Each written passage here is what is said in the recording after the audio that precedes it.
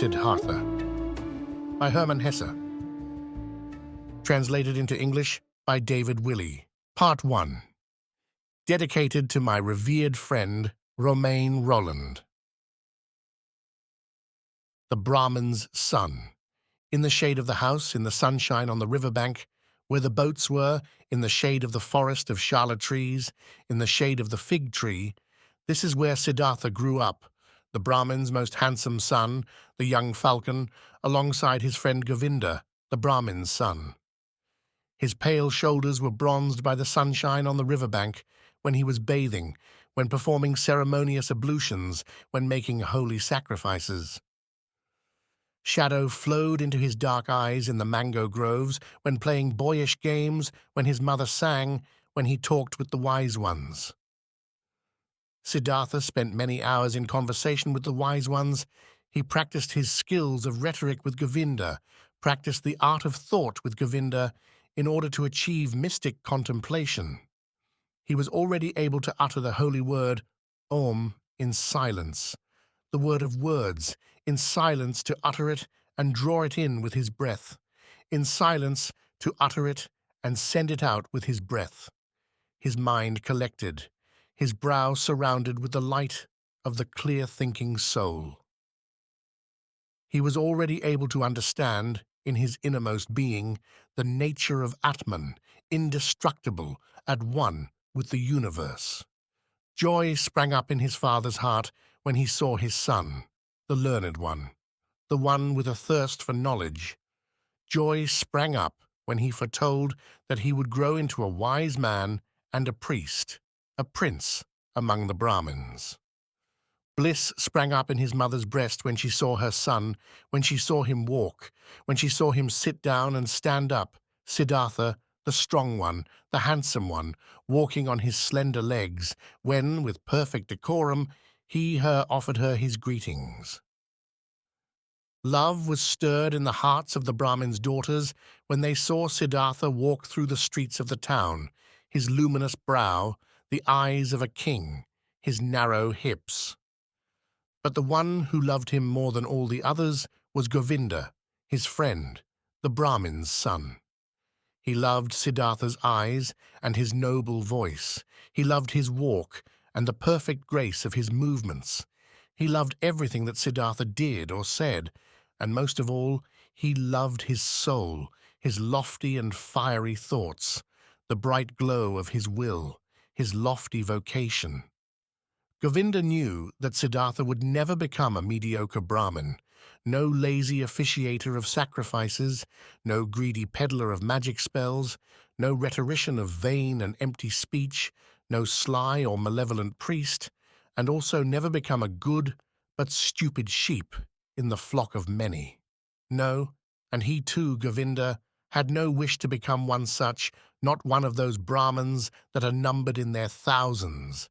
He wanted to be a follower of Siddhartha, the beloved, the noble.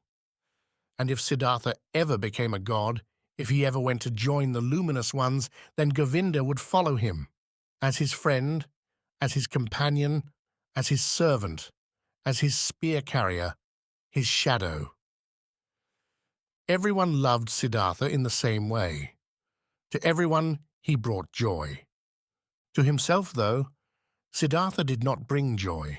Wandering between the roses in the fig garden, sitting in the bluish shade in the grove of contemplation, washing his limbs in his daily act of atonement, performing sacrifice in the dark shade of the mango wood, all his movements as they should be, loved by all, joy to all, he nonetheless carried no joy in his own heart. Tears came to him, restless thoughts came to him from the water of the river as it flowed, from the stars of the night as they sparkled, from the rays of the sun as they blazed. Dreams came to him, and a restlessness of the soul, from the smoke of his sacrifices, from the verses of the Rig Veda as he breathed them, from the teachings of the ancient Brahmins as they seeped into him. Siddhartha had begun to nurture discontent in himself. He had begun to feel that his father's love and his mother's love and the love of his friend Govinda would not always and for all time bring him happiness, calm him, satisfy him, be enough for him. He had begun to see that his venerable father and his other teachers, the wise Brahmins, had already given him almost all of their wisdom, all the best of their wisdom, that their fullness had already been poured into his vessel, receptive and ready to accept it, and that the vessel was not full, the spirit was not satisfied, the soul was not quieted, the heart was not at peace. The washings were good, but they were water. They did not wash sins away. They did not assuage the thirst of the soul. They did not dispel the pain of the heart. Most important of all were the sacrifices and the call of the gods. But was that all? Did the sacrifices bring happiness? And how did the gods feel about that? Was it really Prajapati who had created the world? Was it not Atman, him, the only one, the all-in-one? Were the gods not forms that had been created like you and me, subject to time, mortal? So was it good to make sacrifice to the gods? Was it proper? Was it a meaningful and elevated act? Whom else would you make sacrifice to? Whom else should you offer your veneration to other than him, the one and only Atman? And where was Atman to be found? Where did he live? Where did his eternal heart beat? Where else but in the self, in the deepest, in the indestructible that every man carried in himself? But where was this self, this deepest, this ultimate? It was not made of flesh and bone. It was not thought or consciousness. That is, was the wisest men taught. Where was it then? To pierce through to the self, to me, to Atman?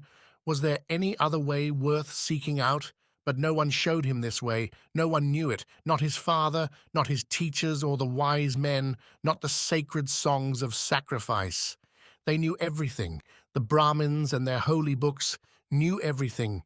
They had made great efforts into everything and into more than everything, the creation of the world, the origins of speech, food, breathing in and breathing out, the hierarchy of sins, the acts of the gods. Their knowledge was boundless. But was it worth knowing all of this when there was one single thing they did not know, the thing of highest importance, the only thing of importance? It was true that many verses in the Holy Scriptures, magnificent verses such as the Upanishads of the Samaveda, spoke of this deepest and ultimate thing. Your soul is the entire world, was written there, and it was written that man in his sleep, deep sleep, enters into his deepest part and lives in Atman. Great wisdom was written in these verses. All the knowledge of the wisest was collected here and presented in words of magic, as pure as the honey collected from the bees. No, the enormous amount of knowledge here, assembled and preserved through countless generations of wise Brahmins, was not to be undervalued. But where were the Brahmins?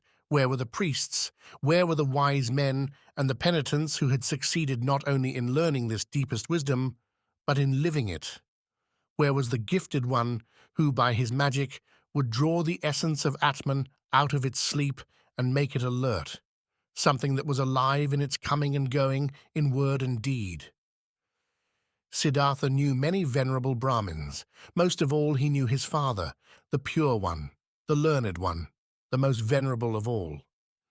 His father was an admirable man, quiet and noble in his manner, pure his life, wise his words, in his brow lived fine and noble thoughts. But even he, who had so much knowledge, did he live in holiness? Was he at peace?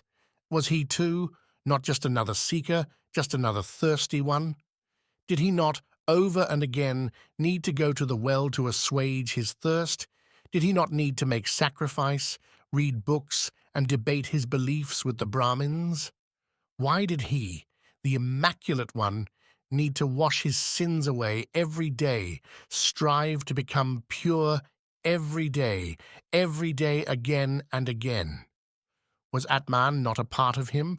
Did the source not flow into his heart?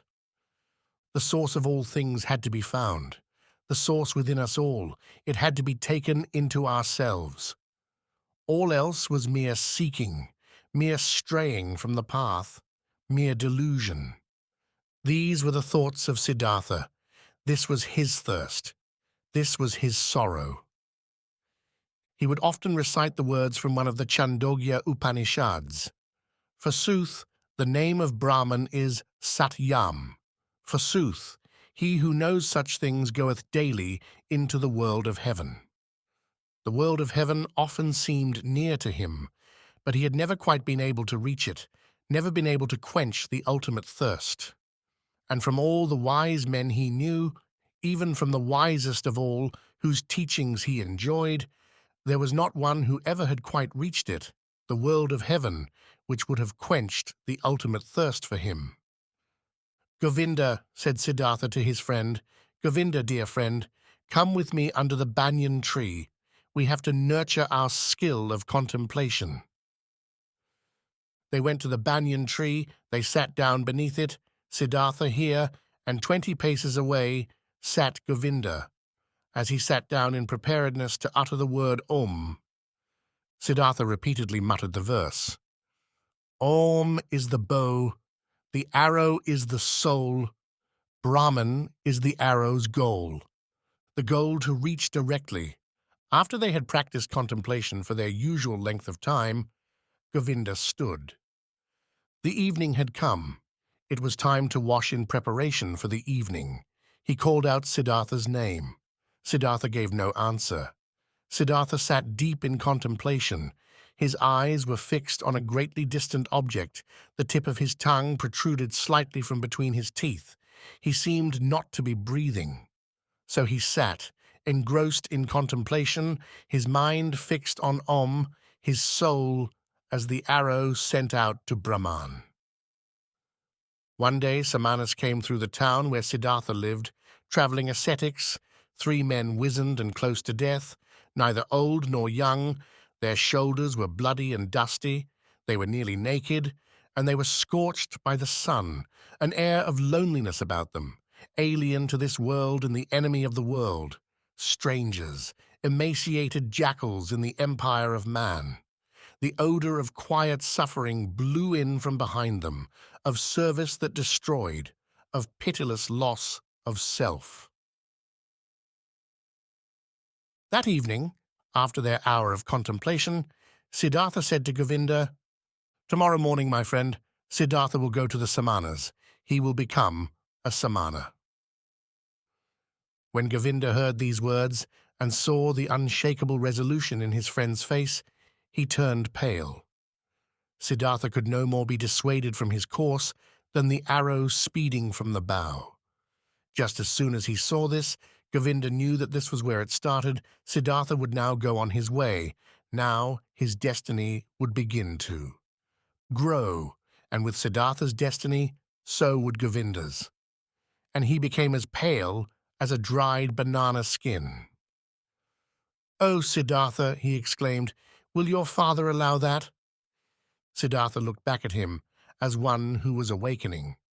With the speed of an arrow, he saw the fear, saw the resignation in Govinda's soul. "Oh, Govinda," he said gently, "let us not waste words. Tomorrow, at the break of day, I will embark on the life of a Samana. Let us talk no more about it." Siddhartha went into the room where his father sat on a raffia mat and stood behind him until his father could feel that he was there. The Brahmin said, "Is that you, Siddhartha? Say what it is you have come to tell me." Siddhartha answered, "If you will allow it, father, I have come to tell you that I have been called on to leave your house in the morning and to go among the ascetics. It is my vocation to become a Samana. I hope my father will not be opposed to this." The Brahmin was silent, and remained silent so long that before the silence in the room came to an end, the stars outside the little window had moved across the sky and formed new shapes. His son remained there, speechless and immobile, his arms crossed. The father sat there on the mat, speechless and immobile, while the stars made their way across the sky. Finally, Siddhartha's father spoke. It is not seemly for a Brahmin to speak loud and angry words, but my heart is moved to oppose this. I do not want to hear this request from your mouth a second time." Slowly the Brahmin got to his feet. Siddhartha stood in silence, his arms crossed. "What are you waiting for?" his father asked. Siddhartha said, "You know what I'm waiting for." Displeased, his father left the room. Displeased, he went to his bed and lay himself down. An hour passed. As no sleep came to his eyes, the Brahmin stood up, paced to and fro, left the house. He looked in through the little window of the room. There he saw Siddhartha standing, his arms crossed, unchanged. His upper clothing shone palely. Unease in his heart, Siddhartha's father went back to his bed. Another hour passed. As no sleep came to his eyes, the Brahmin stood up again, paced to and fro, went to the front of the house, saw that the moon had risen. He looked in through the little window of the room. There he saw Siddhartha standing, resolute, his arms crossed, moonlight reflecting from his bare legs. With worry in his heart, Siddhartha's father went back to his bed. He came again after an hour, and came again after 2 hours, looked in at the little window, saw Siddhartha standing there, in the moonlight, in the starlight, in the darkness. He came again hour after hour, in silence, looked into the room, saw the resolute one standing there. It filled his heart with anger, filled his heart with anxiety, filled his heart with doubts, filled it with sorrow. And in the last hour of the night, before the day began, he went back again, entered the room, saw the young man standing there.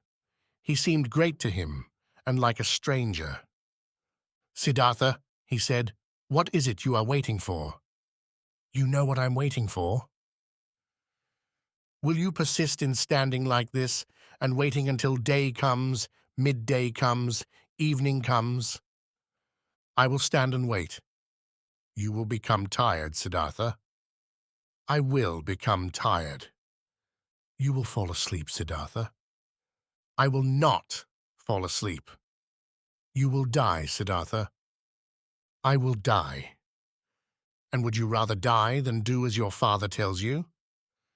Siddhartha has always done as his father has told him. "So will you give up this idea?" Siddhartha will do as his father says. The first rays of daylight fell into the room. The Brahmin saw that Siddhartha's knees were trembling slightly. He saw no tremble in Siddhartha's face, his eyes fixed on the far distance. Then his father realized that Siddhartha was no longer with him in his native country, that he had already left him. His father touched Siddhartha's shoulder. "You will go into the woods and become a samana," he said. "If you find holiness in the woods, come and teach me about holiness. If you find disappointment, come back, and we can make sacrifices to the gods together again. Now go and kiss your mother. Tell her where you're going. For me, it is time now to go down to the river and start the first washing of the day." He took his hand off his son's shoulder and went out. Siddhartha staggered to one side as he tried to walk.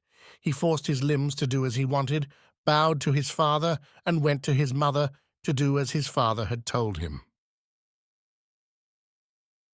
The town, in the light of early morning, was still quiet as Siddhartha walked out of it, moving slowly on his stiff legs.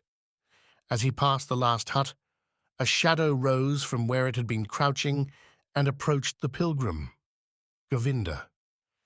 "You have come," said Siddhartha with a smile. "I have come," said Govinda, "among the samanas." They reached the samanas that evening, the emaciated samanas, and offered them their company and their obedience. They were accepted. Siddhartha had given his coat to a poor Brahmin on the way there. All he wore now were his loincloth and an earth-colored, untailored cloak. He ate just once a day and never had cooked food. He fasted for 15 days. He fasted for 28 days. The flesh disappeared from his limbs and his cheeks. Feverish dreams flickered from his bulging eyes. The nails grew long on his desiccated fingers, a dry, unkempt beard. When he encountered a woman, his eyes became icy. His mouth twitched with contempt when he entered a town and saw the people in their fine clothes. He saw businessmen doing business. He saw noblemen go hunting. He saw the bereaved grieving for their dead, whores offering their bodies, doctors taking care of the sick, priests saying when to sow crops, lovers loving, mothers feeding their babies, and none of this was worth a glance from him. All was lies. Everything stank. Everything stank of lies. Everything made a pretense of good sense and happiness and beauty. All was in decay, and none could see it. The world tasted bitter. Life was a torment. Siddhartha had but one objective: to empty himself of thirst, of desire, of dreams, empty himself of joy and sorrow. To die away from himself, to no longer be himself, to find peace by emptying his own heart, to stand open to the miracle by alienating his own thoughts. That was his objective. Once the whole of his self had been overcome and destroyed, once every need and every drive of his heart was silent, that was when the ultimate had to wake, the deepest part of his being, that which is no longer the self, the great secret. Siddhartha stood silent in the vertical glare of the sun, aglow with pain, aglow with thirst, and he stood there till he no longer felt pain nor thirst. He stood silent in the time of rains, with the water flowing from his hair onto his icy cold shoulders, over his icy cold hips and legs, and the penitent remained standing there till his shoulders and his legs no longer felt icy cold, till they became silent, till they were at peace. He crouched silent in the thorny bushes, blood dropping from his burning skin, pus dropping from his wounds, and Siddhartha remained rigid, remained motionless, till the blood no longer flowed, till the thorns no longer pierced his skin, till nothing more burned him. Siddhartha sat up straight and learned to control his breath, learned to need little air, learned to stop his breath. He learned, starting with his breath, to still the beats of his heart, learned to reduce the beats of his heart till they became fewer, and then till there were almost none. Siddhartha was taught by the eldest of the Samanas. He trained in losing the self. He trained in contemplation, learned new Samana rules.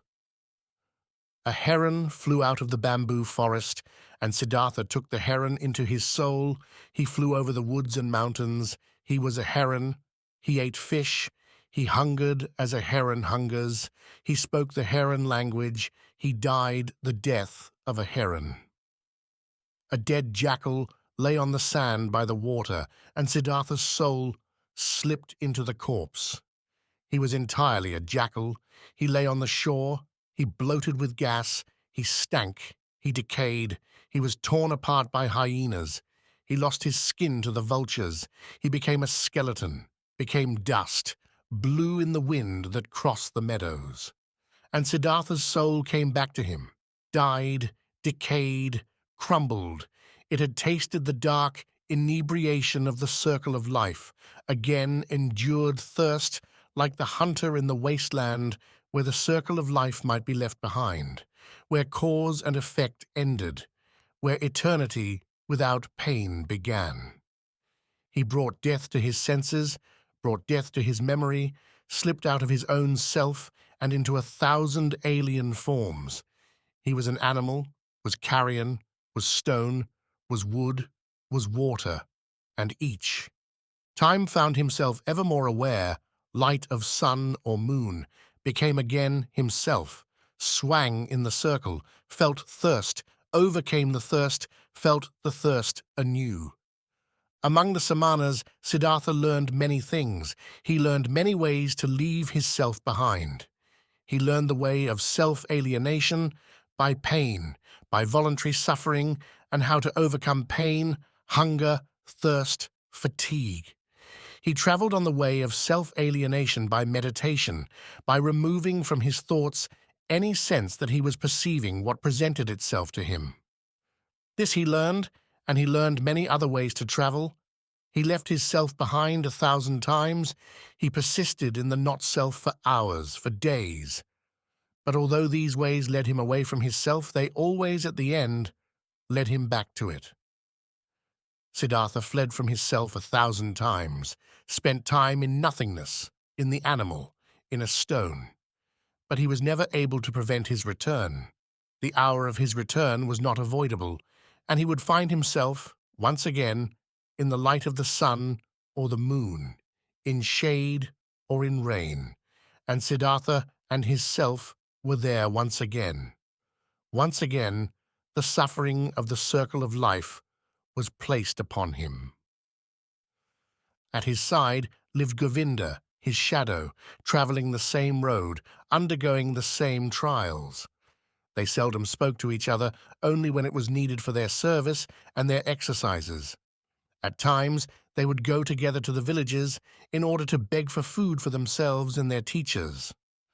"What do you think, Govinda?" Siddhartha once asked him as they were on their way to beg. "Do you think we have made any progress? Have we reached any of our targets?" Govinda answered, "We have learned things, and we continue to learn. You will be a great samana, Siddhartha. You have learned every exercise very quickly, and the old samanas have been amazed at you. One day, Siddhartha, you will be a holy man." Siddhartha said, "That is not how I see it, my friend. All that I have learned so far, I could have learned much faster and much easier in any bar where the whores are, my friend, among all the cheats and the gamblers." Govinda said, "That is what you say, my friend, but you know that Siddhartha is not some cattle driver, and that a samana is not some drunkard. The drunk can numb his senses. He can find escape and rest for a short time, but then he comes back from his stupor and finds that all is as it was before. He makes himself no wiser. He has gathered no knowledge any sort. He has climbed not one step higher." Siddhartha smiled and said, "I don't know. I've never been a drunkard. But I do know that in all my exercises and contemplations, I have only ever found a brief respite from suffering, and remained just as far away from wisdom and liberation as a child in its mother's womb. I do know that, Govinda, I do know that." Another time, when Siddhartha and Govinda came out of the woods together and down to the village to beg for food for their brothers and teachers, Siddhartha began to speak and said, "What about now, Govinda? Do you think we are on the right path?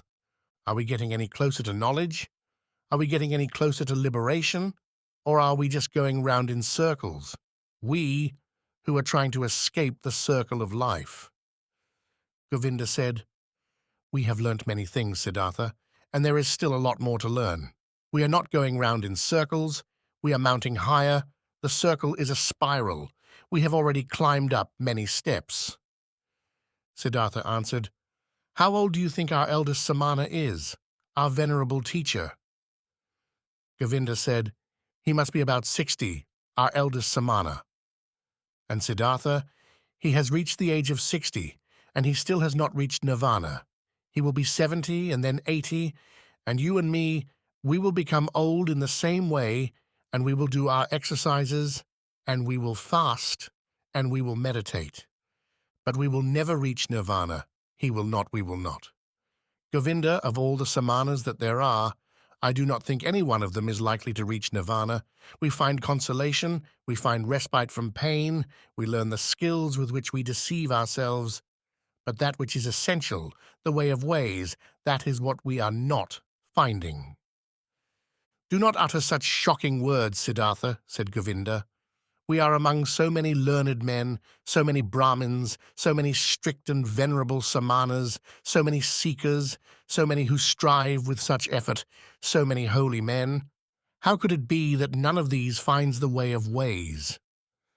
But Siddhartha replied in a voice that was sad, as much as it was mocking, a gentle voice, a somewhat sad voice, somewhat mocking. Soon now, Govinda, your friend will be leaving the way of the Samanas, along which he has travelled so far with you. I suffer from thirst, Govinda, and my thirst has not become any the less on this long way of the Samanas. I have always been thirsty for knowledge, always been full of questions.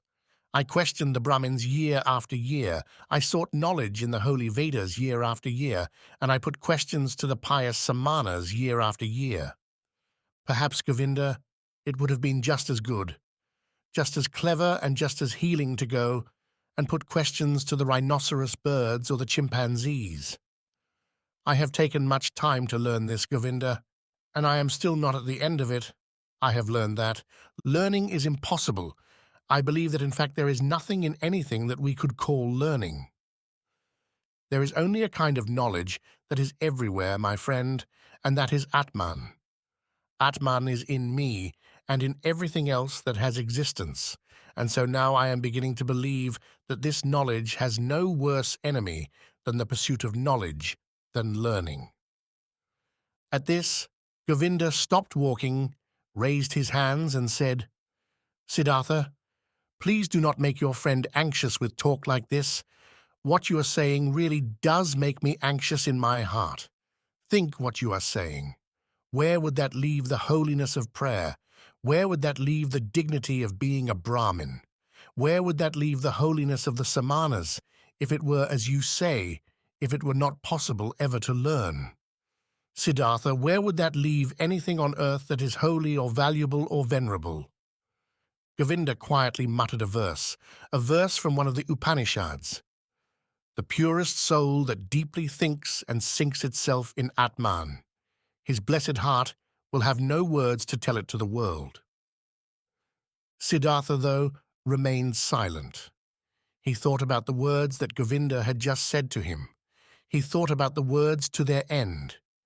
Yes, he thought, as he stood there with his head lowered, what would be left of all the things that seem holy to us? What would remain?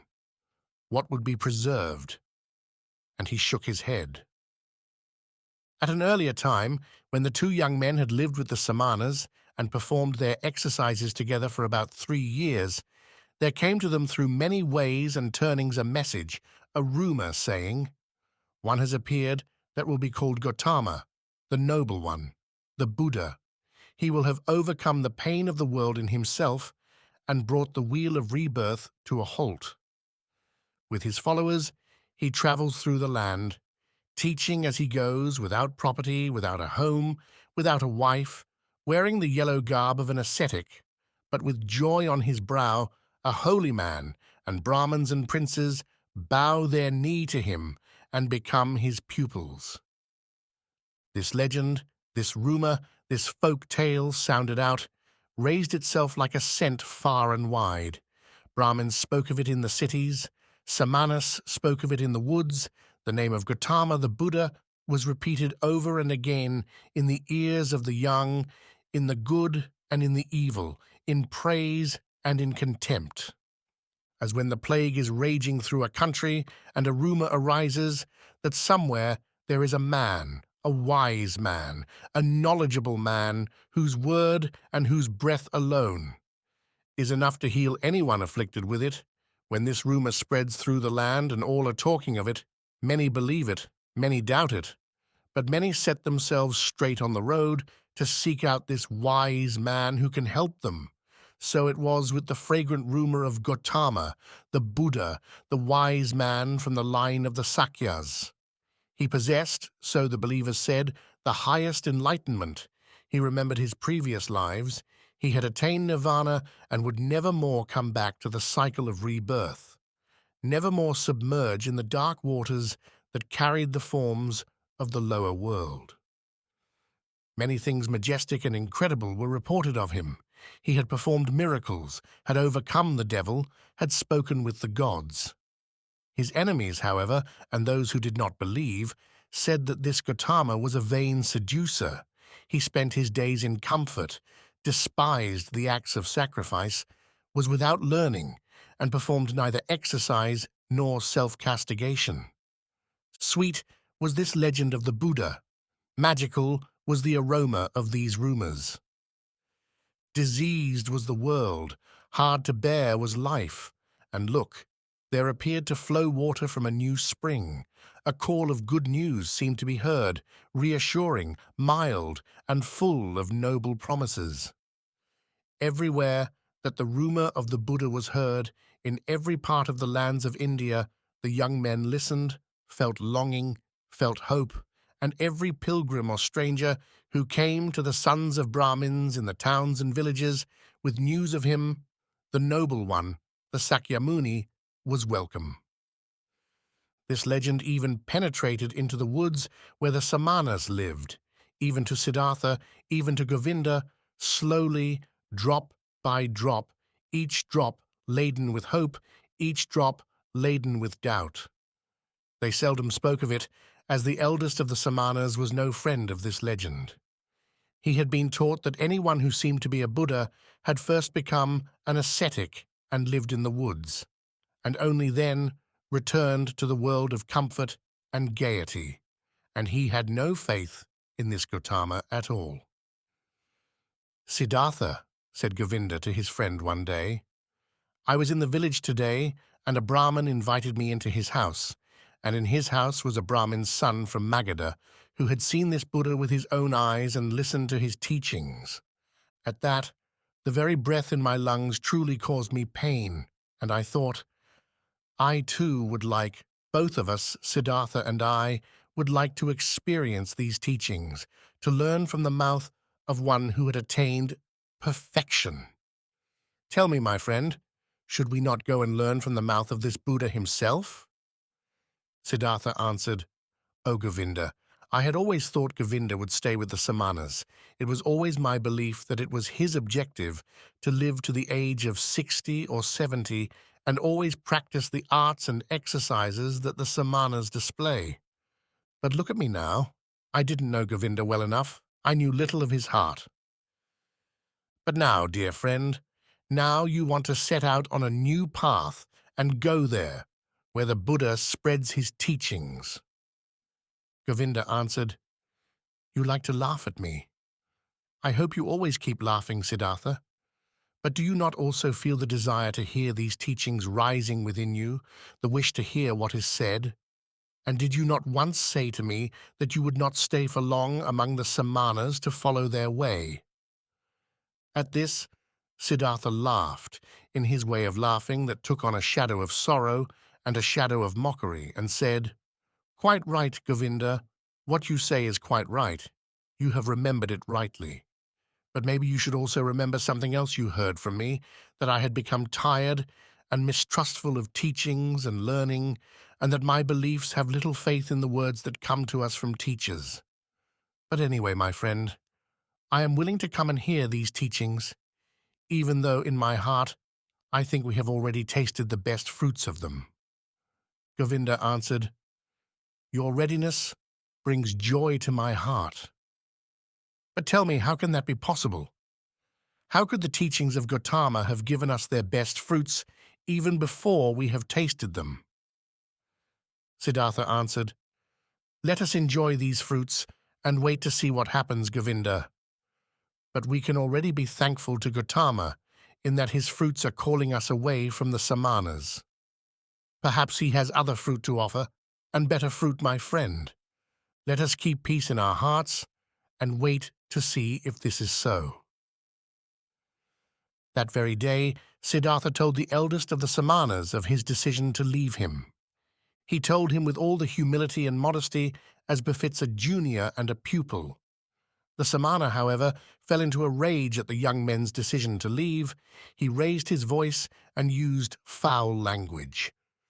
Govinda was shocked and embarrassed, but Siddhartha put his mouth to Govinda's ear and whispered, "Now, I will show the elder that I have learned something from him." Siddhartha stood close in front of the Samana, gathered his own spirit, captured the gaze of the old man with his own gaze, and thereby did he enthrall him, made him dumb, deprived him of his will, subjected him to his own will, and without a word he ordered him to do as he commanded. The old man was unable to speak, unable to move his eyes, unable to direct his own will. His arms hung loose, he became powerless and was subject to the magic worked by Siddhartha. Siddhartha's thoughts overpowered those of the samana. He had to carry out whatever commands they gave him. And so the old man bowed down several times, performed gestures of blessing, and humbly stammered out wishes for a good journey. And the young men replied by thanking him for his prostrations, thanked him for his good wishes, and with those greetings made their departure. On the way, Govinda said, "O Siddhartha, you learned more from the samanas than I had realized. It is not easy at all, to bewitch an ancient samana. I am sure that if you had stayed with them, you would soon have learned to walk on water." "Why would I want to walk on water?" said Siddhartha. "If the ancient samanas want to do tricks like that, they can keep them." Gautama. In the city of Savatthi, every child knew the name of the noble Buddha, and every house was ready to fill the begging bowls of Gautama's disciples when they made their silent requests. Near the city was the grove of Jetavana. This wood had been given to Gautama and his followers by Anathapindika, a rich businessman who was devoted to the Noble One, and it was the place that Gautama liked to visit most. All the stories and all the answers that the two young ascetics had heard in their search for Gautama had directed them to this place. When they arrived in Savatthi, they stood at the door of the first house silently begging for food, which was given them.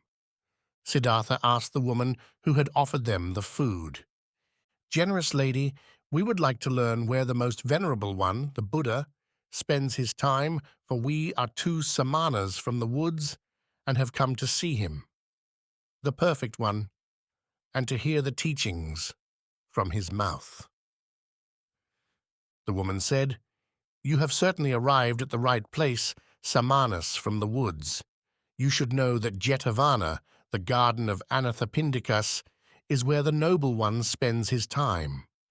You will be able to spend the night there, pilgrims, as there is even enough room there for the countless many who flood to this place to hear the teachings from his mouth." This was pleasing news to Govinda, and full of joy he declared, "That is good. So we have reached our destination, and our journey is at its end. But tell us, mother of pilgrims, do you know him, the Buddha?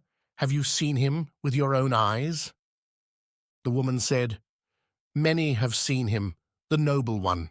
Many times I have seen him as he went on his way through the streets and alleys, silent in his yellow robes, silent as he showed his begging bowl at the doors of houses, and, as he left those places, his begging bowl full."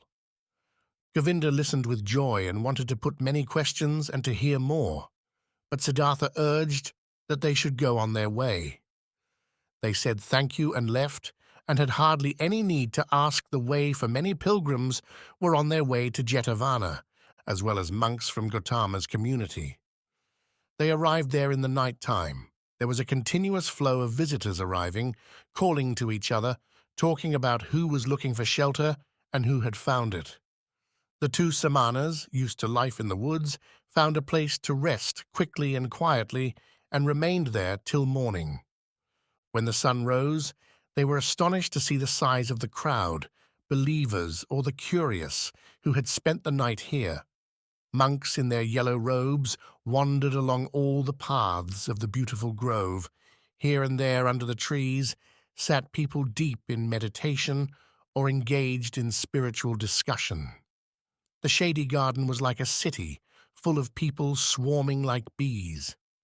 Most of the monks were leaving with their begging bowls in order to collect food for midday, when they would have their only meal of the day. Even the Buddha himself, the enlightened one, made a habit of going out to beg each morning. Siddhartha saw him, and as quickly as if he had been pointed out by a god, he knew who it was. He saw him, a slight man in a yellow cloak, making his quiet way with his begging bowl in his hand. "Govinda, look," whispered Siddhartha. "Just there, that is the Buddha." Govinda stared at the monk in the yellow robe, indistinguishable from the hundreds of other monks there, and soon Govinda could see it too. It was him, and they followed him and kept him in their sight. The Buddha followed his path with humility and deep in thought. The peaceful expression on his face was neither gay nor sad. It seemed to show a gentle, inward contentment. With a hidden smile, quiet, peaceful, not unlike a healthy child, the Buddha wandered on, wearing his robes and placing his feet in the same way as all his monks, in the way that was prescribed. But his face, his gait, his quiet, lowered eyes, his hands hanging quietly from his arms, and even every finger on his quietly hanging hands spoke of peace, spoke of perfection, sought nothing, copied nothing, breathed gently with a peace that could not fade, in a light that could not fade, a peace that could not be touched. So Gautama walked on slowly towards the town where he would gather alms, and the two Samanas knew him simply from the perfection of his peace, the stillness of his form, where no searching, no desire, no imitation, no striving could be seen, only light and peace. Today, we will hear the teachings from his own mouth, said Govinda. Siddhartha made no answer. He had less curiosity about the teachings. He did not believe they would teach him anything new, even though, like Govinda, he had heard many times about what the teachings of this Buddha contained, albeit from the reports he had heard at second or third hand. But he looked attentively at Gautama's head, at his shoulders, at his feet, at his hand as it hung there without moving, and it seemed to him that every part of every finger of that hand held a lesson, spoke, breathed, was fragrant, and shone with truth. This man, this Buddha, was truthful down to every movement of every finger. This man was holy. Siddhartha had never felt such veneration for anyone. He had never loved anyone as much as this man. The two of them followed the Buddha into the town, and then they quietly turned back, as they too hoped to obtain food for themselves before the end of day. They saw Gautama as he too came back, saw him surrounded by his followers as they took their meal. What he ate was not enough to feed a bird, and they saw him withdraw into the shade of the mango trees. But when evening came, when the heat of the day had lessened and everyone in the camp became more active and gathered together, they heard the Buddha speak. They heard his voice, and even that was a thing of perfection, of perfect stillness, of complete peace. Gautama taught the lesson of suffering, of the origin of suffering, of the way that leads to the removal of suffering. His speech flowed on, calm, peaceful and clear it was. Life was sorrow, the world was full of suffering, but release from suffering could be found. Release would be found by him who followed the way of the Buddha. The Noble One spoke in a voice that was gentle but firm. He taught of the four principal doctrines. He taught of the eightfold path, the circle of reincarnation. His voice, clear and quiet, remained above his listeners like a light, like a star in the firmament. Night had fallen before the Buddha came to the end of his speech. Many pilgrims came forward and asked to be accepted into his community, sought refuge in the teachings. Gautama did accept them with the words, "You have ingested the teachings well, they were conveyed to you well. Come, then, among us and walk in holiness, that you may prepare an end to all sorrow."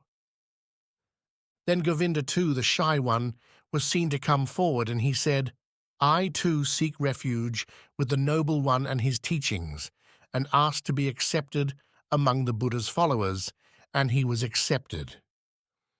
Soon thereafter, as the Buddha had withdrawn for his night's rest, Govinda went to Siddhartha with great enthusiasm and said, "I am not entitled to reproach you for anything. We have both heard the Noble One, we have both received his teachings. Govinda heard the teaching, he has taken refuge in them. But you, revered one, will you not take the path of liberation? Will you delay? Will you continue to wait?" When he realized what Govinda had said, Siddhartha woke as if he had been sleeping. Then, gently and with no mockery in his voice, he said, "Govinda, my friend, now you have taken the first step. Now you have chosen your path. You have always been my friend, Govinda. You have always followed me one step behind. I have often asked myself whether Govinda would one day take a step of his own, without me, from his own soul. Now see, you have become a man and chosen your own way. I hope you will follow it to its end, my friend. I hope you will find liberation." Govinda still did not fully understand, and impatiently repeated his question. "Speak, dear friend, I beg of you, speak. Tell me what cannot be different. Tell me, my learned friend, that you too will take refuge with the noble Buddha." Siddhartha lay his hand on Govinda's shoulder. "You have failed to hear my deepest wish for you, Govinda. I will repeat it for you. I hope you will follow your path to its end, my friend. I hope you will find liberation." At that moment, Govinda saw that his friend had left him, and he began to weep. "Siddhartha," he implored. Siddhartha's reply was friendly. "Govinda, do not forget that you now are one of the samanas of the Buddha. You have forsaken your home and your parents, forsaken origins and possessions. By your own free will, you have forsaken friendship. This is what is said in the teachings. This is what is said by the Buddha. This is what you have chosen for yourself. Tomorrow, Govinda, I will leave you." The two friends wandered long among the trees. Long they lay, but found no sleep. And Govinda asked his friend over and over again why he would not take refuge in the teachings of Gautama. What fault could he find in these teachings? But Siddhartha always rejected his insistence and said, "Learn to be in peace, Govinda. The teachings of the Noble One are very good. How should I find any fault in them?" As morning was breaking, one of the Buddha's followers, one of his eldest monks, went through the garden and summoned all them who had newly chosen to take refuge in the teachings. They were to put on their yellow robes and receive their first instruction in the teachings and duties of their new status. Govinda ran to Siddhartha, embraced his childhood friend on more time, and went to join the ranks of the novices. Siddhartha, however, wandered among the trees, deep in thought. While he was there, he came across Gautama, the Noble One. Siddhartha greeted him with veneration. There was so much peace and goodness to be seen in the Buddha's eyes that the young man took courage and asked the Venerable One's permission to speak to him. The Noble One gave his assent with a silent nod. Siddhartha said, "Noble One, I was yesterday privileged to hear your wonderful teachings. I had come here from afar with a friend to hear them. My friend now will stay among your followers and take refuge with you. I, however, will start my pilgrimage anew." "You are free to do as you wish," said the Noble One politely. "In speaking to you, I have been more bold than I should have been," Siddhartha continued, "but I would not want to depart from the Noble One without having given him my sincere thoughts. Would the Noble One be willing to give me another moment of his time to hear me?" The Buddha gave his assent with a silent nod. Siddhartha said, "There is something, most venerable one, that I admired most of all in what you said. Everything in your teachings is perfectly clear and supported with proof. You depict the world as a perfect chain, never broken anywhere on its length, an eternal chain made up of causes and effects. This has never been made so clear, never set out so irrefutably. The heart of every Brahmin must surely beat at a higher level when he has heard your teachings and first sees the world of perfect coherence, without omissions, as clear as crystal, not dependent on chance, not dependent on any gods. This could be good or bad, could bring joy or sorrow to life, but it is not something we need to consider. It could well be that it is not of basic importance. But the unity of the world, that all events are interrelated, the flow of existence that embraces all things great and small, the law of cause and effect, existence and death, all these things shine brightly out from your noble teachings, O perfect one. But there is a place in your own teachings where this cohesion, this sound argument that governs all things is interrupted. There is a small hole where something strange, something new, something not previously there, flows into this world. It is something that cannot be shown, cannot be proved. This is your teaching about not being overcome by the world, your teaching about liberation. With this tiny hole, with this tiny intrusion, the entire coherent and eternal world order is once again broken down and cannot be maintained. I hope you will forgive me for voicing this objection. Gautama had listened to him still and unmoving. Now, with his benevolent voice, with his clear and polite voice, the Perfect One spoke, "You have listened to the teachings, Brahmin's son, and it is good that you have thought so deeply about them. You have found a gap in them, a mistake. I hope you will continue to think about the teachings. You have a thirst for knowledge, but you should be warned of the thickets of beliefs and of quibbles around words. Beliefs are not important. They can be beautiful or ugly, clever or foolish. Anyone can stay attached to them or throw them away. But the teachings that you heard from me are not beliefs, and I was not trying to explain the world to them who have a thirst for knowledge. I was attempting something quite different. I was attempting to show how to gain liberation from suffering. This is what Gautama teaches, nothing else." "I hope you will not be cross with me, noble one," the young man said. "I have no wish to argue with you, but to argue about words. This is why I have spoken to you in this way. You are certainly quite right. Beliefs alone are not of great importance. But allow me to say one thing more. I have never for a moment had any doubts about you. I have never for a moment doubted that you are a Buddha, that you have reached the end of your path, the highest objective that so many thousands of Brahmins and Brahmins' sons pursue. You have found liberation from death. You have attained this by your own searching, by traveling your own path, by thought, by meditation, by knowledge, by enlightenment. You have not attained it by listening to the teachings of others. And this is what I have come to believe, noble one. Nobody can ever attain liberation by listening to the teachings of others. Nobody, venerable one, will come to understand what happened to you in the hour of your enlightenment by hearing your words and your teachings. The enlightened one, the Buddha, teaches many things about how to live a good and honest life and how to avoid evil, but the teaching that is so clear, that is so noble, is not there. The noble one does not give teaching about the secret that he alone has experienced, he alone out of hundreds of thousands.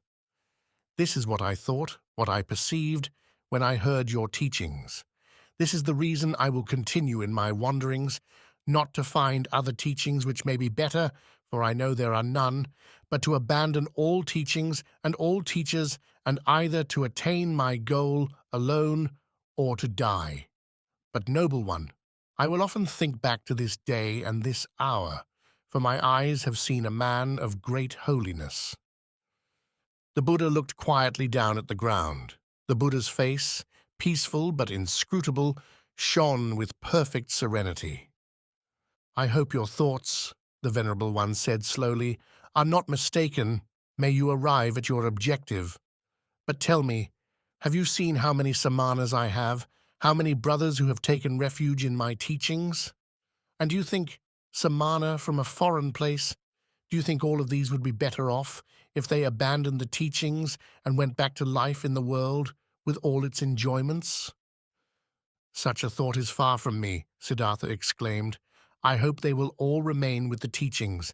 I hope they will reach their goal. It is not up to me to judge how others lead their lives.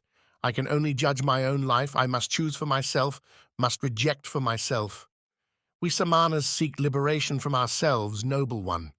I fear, venerable one, that if I were one of your followers, I might only seem to bring myself to peace, that my liberation would be illusory, and myself would in fact continue to exist and grow bigger, as then I would have the teachings, would have my followers, would have my love for you, would have the community of monks, and all this I would have made into myself.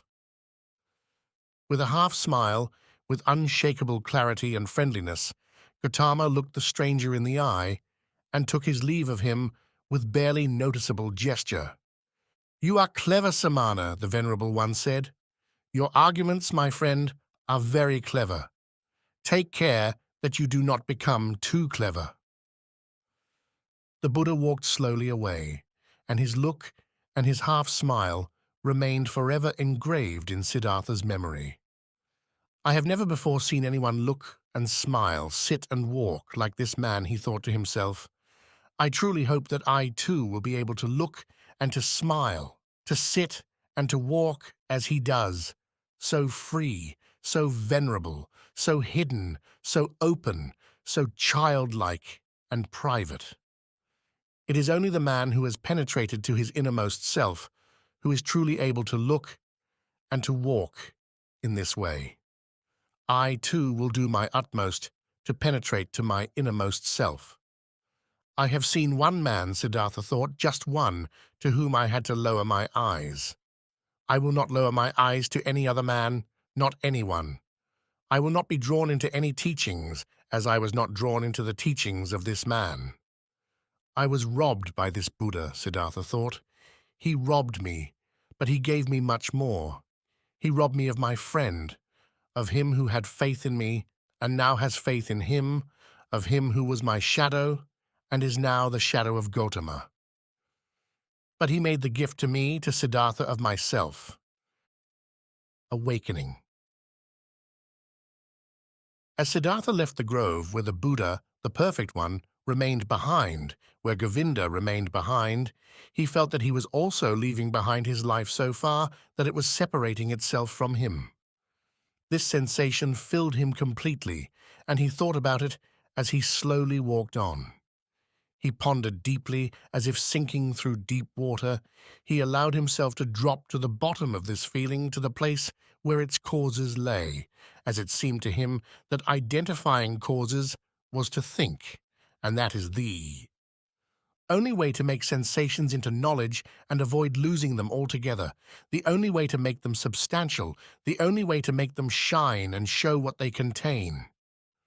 He pondered as he walked slowly on. He concluded that he was no longer a youth, but had become a man. He concluded that something had left him like a snake that sloughs its skin, that something within him was no longer there for him, something that had been with him all through his youth and had belonged to him. The wish to have a teacher and to hear teachings. He had even departed from last teacher who had come to him on his way, the highest and wisest of teachers, the holiest of them all, the Buddha. He had had to separate himself from him. He had been unable to accept his teachings. Siddhartha continued to ponder as he walked, and his movement became slower as he asked himself, "But what was it that you wanted to learn from the teachers? What was it that those teachers who spent so much time giving you their lessons were nonetheless unable to teach you?" And Siddhartha found an answer. What I wanted to learn was myself. I wanted to learn the meaning and the essence of myself. I wanted to be rid of myself, wanted to overcome myself. But I was not able to overcome it, was able only to cheat it, was able only to flee from it, to hide from it. There is truly nothing in the world that has occupied my thoughts as much as this self of mine, this puzzle that I am alive, that I am separate from one and all, severed from them, that I am Siddhartha. And there is nothing in the world that I know less about than myself, about Siddhartha. Siddhartha walked more slowly as he pondered, and then, gripped by these thoughts, came to a stop. And at that moment, a new thought sprang out from them. There is a reason why I know nothing about myself, A cause for Siddhartha remaining so strange and unfamiliar to me, just one cause. I was in fear of myself, I was in flight from myself. I sought Atman, I sought Brahman, I had resolved to break myself apart, to flay it apart, so that in its innermost, least known part, I could find the kernel within all shells, Atman, life, the divine, the ultimate. But in the process, I lost myself.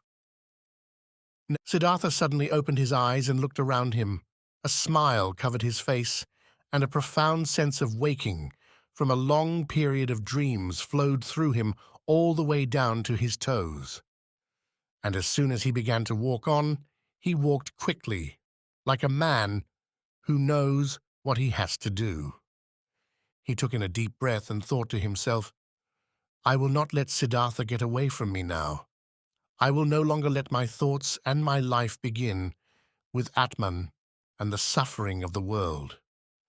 I will no longer kill myself and dismember myself in order to see behind the ruins and find a secret there. I will no longer take teachings from yoga, Veda, nor from Atharva Veda, nor the ascetics, nor any other kind of teaching. I will learn by myself alone, be a student of myself, learn to know myself, the secret of Siddhartha. He looked around him as if seeing the world for the first time. The world was beautiful, filled with many colors. Strange and puzzling was the world. Blue here, yellow here, green here, sky and river flowed, trees and hills reached upwards, everything beautiful, everything puzzling and magic. And in the middle of it all was he, Siddhartha, the awakening one, on the way to himself. All this yellow and blue, river and wood, entered into Siddhartha through his eyes for the first time. It was no longer the sorcery of Mara, no longer the veil of Maya, no longer the meaningless and random diversity of the world of delusion that the deep-thinking Brahmin despises, that the deep-thinking Brahmin scorns in his search for unity. Blue was blue, river was river. This was where the divine lived hidden. The blueness and the river lay within Siddhartha, but this was how the divine showed itself, and it was nonetheless one. Yellow here, blue here, the sky there, the woods there, and here to be Siddhartha. Meaning and essence were not somewhere behind things, they were within them, in everything. I have been so deaf, so dull-witted, he thought as he hurried forward. When a man reads scripture in pursuit of its meaning, he does not despise the ciphers and letters, calling them deceitful, random, or meaningless shells. He reads it, he studies it, and loves it, letter by letter. But I, who wanted to read the book of the world and the book of my own essence, I did despise the ciphers and letters for the sake of a meaning I thought I knew beforehand. When I saw the world, when I touched the world, I called it delusion. I called my eye and my tongue random and worthless appearances. No, this is in the past now. I have awoken, I have truly awoken, and today I am born for the first time. As Siddhartha had this thought, he suddenly stopped walking again, as if there lay a snake in front of him on the path. He also awoke to this insight. I am not now that which I once was. I am no longer an ascetic, I am no longer a priest, I am no longer a Brahmin. So what should I do at home in the house of my father? Study, perform sacrifices, cultivate meditation? All this lies now in the past. All this is no longer on my path. For suddenly there was something else that had become clear to him. He, who had in fact become like one awoken or newly born, he would have to start his life anew and from its very beginning. That very morning, as he left the grove of Jetavana, the grove of the noble one, already awaking, already on the way to himself, it was his intention, an intention that seemed to be natural and a matter of course, that he would bring his years of living as an ascetic to an end and return home to his father. But now, only now, At this moment, when he stopped walking as if a snake lay on the path in front of him, he awoke also to this insight. I am no longer the person I once was. I am no longer an ascetic. I am no longer a priest. I am no longer a Brahmin. So what should I do if I go back home to my father? Study? Perform sacrifices? Cultivate meditation? These things are all in the past. These things no longer lie before me on my way. Siddhartha stood there motionless, and for one moment, for one intake of breath, his heart remained frozen. He felt it freezing in his breast inside him, like a small animal, a bird or a hare, as he saw how alone he was. For many years he had been without a home, and had not felt it. Now he did feel it. Until now, even when immersed in the deepest meditation, he had been his father's son, a Brahmin, a man of high status, a spiritual man. Now he was merely Siddhartha, the awoken one, nothing more. He drew in a deep breath, and for a moment he froze and shuddered. No one was as alone as he was. No nobleman who did not belong among noblemen, no handworker who did not belong among handworkers, but found refuge among them, sharing his life with theirs and speaking their language. No Brahmin who did not count as a Brahmin and lived among them, no ascetic who found no refuge in his status as a samana, and not even the hermit lost deepest in the woods was single or alone. Even he was surrounded by the things he belonged to. Even he belonged to a certain condition that made that place his home. Govinda had become a monk and had 1,000 monks as his brothers. He wore his robes, believed his beliefs, and spoke his language. But he, Siddhartha, where did he belong? Whose life would he share? Whose language would he speak? From this moment on, when the world around him was melting away, when he stood alone like a star in the sky, from this moment of coldness and despair, Siddhartha always rose up more his self than he had been, more concentrated than he had been. He felt this was the final spasm of awakening, the last cramp of his birth. And he immediately stepped out again, began to walk quickly and impatiently, no longer going home, no longer going to his father, no longer going back. Part 2, dedicated to Willem Gundert, my cousin in Japan. Kamala. As Siddhartha went on his way, the world was transformed and his heart was enchanted, and with every step he learnt something new. He saw the sun rise above the trees on the mountains and saw it set behind distant palmy beaches. At night he saw the stars ranged across the sky and the crescent moon like a boat swimming in a sea of blue.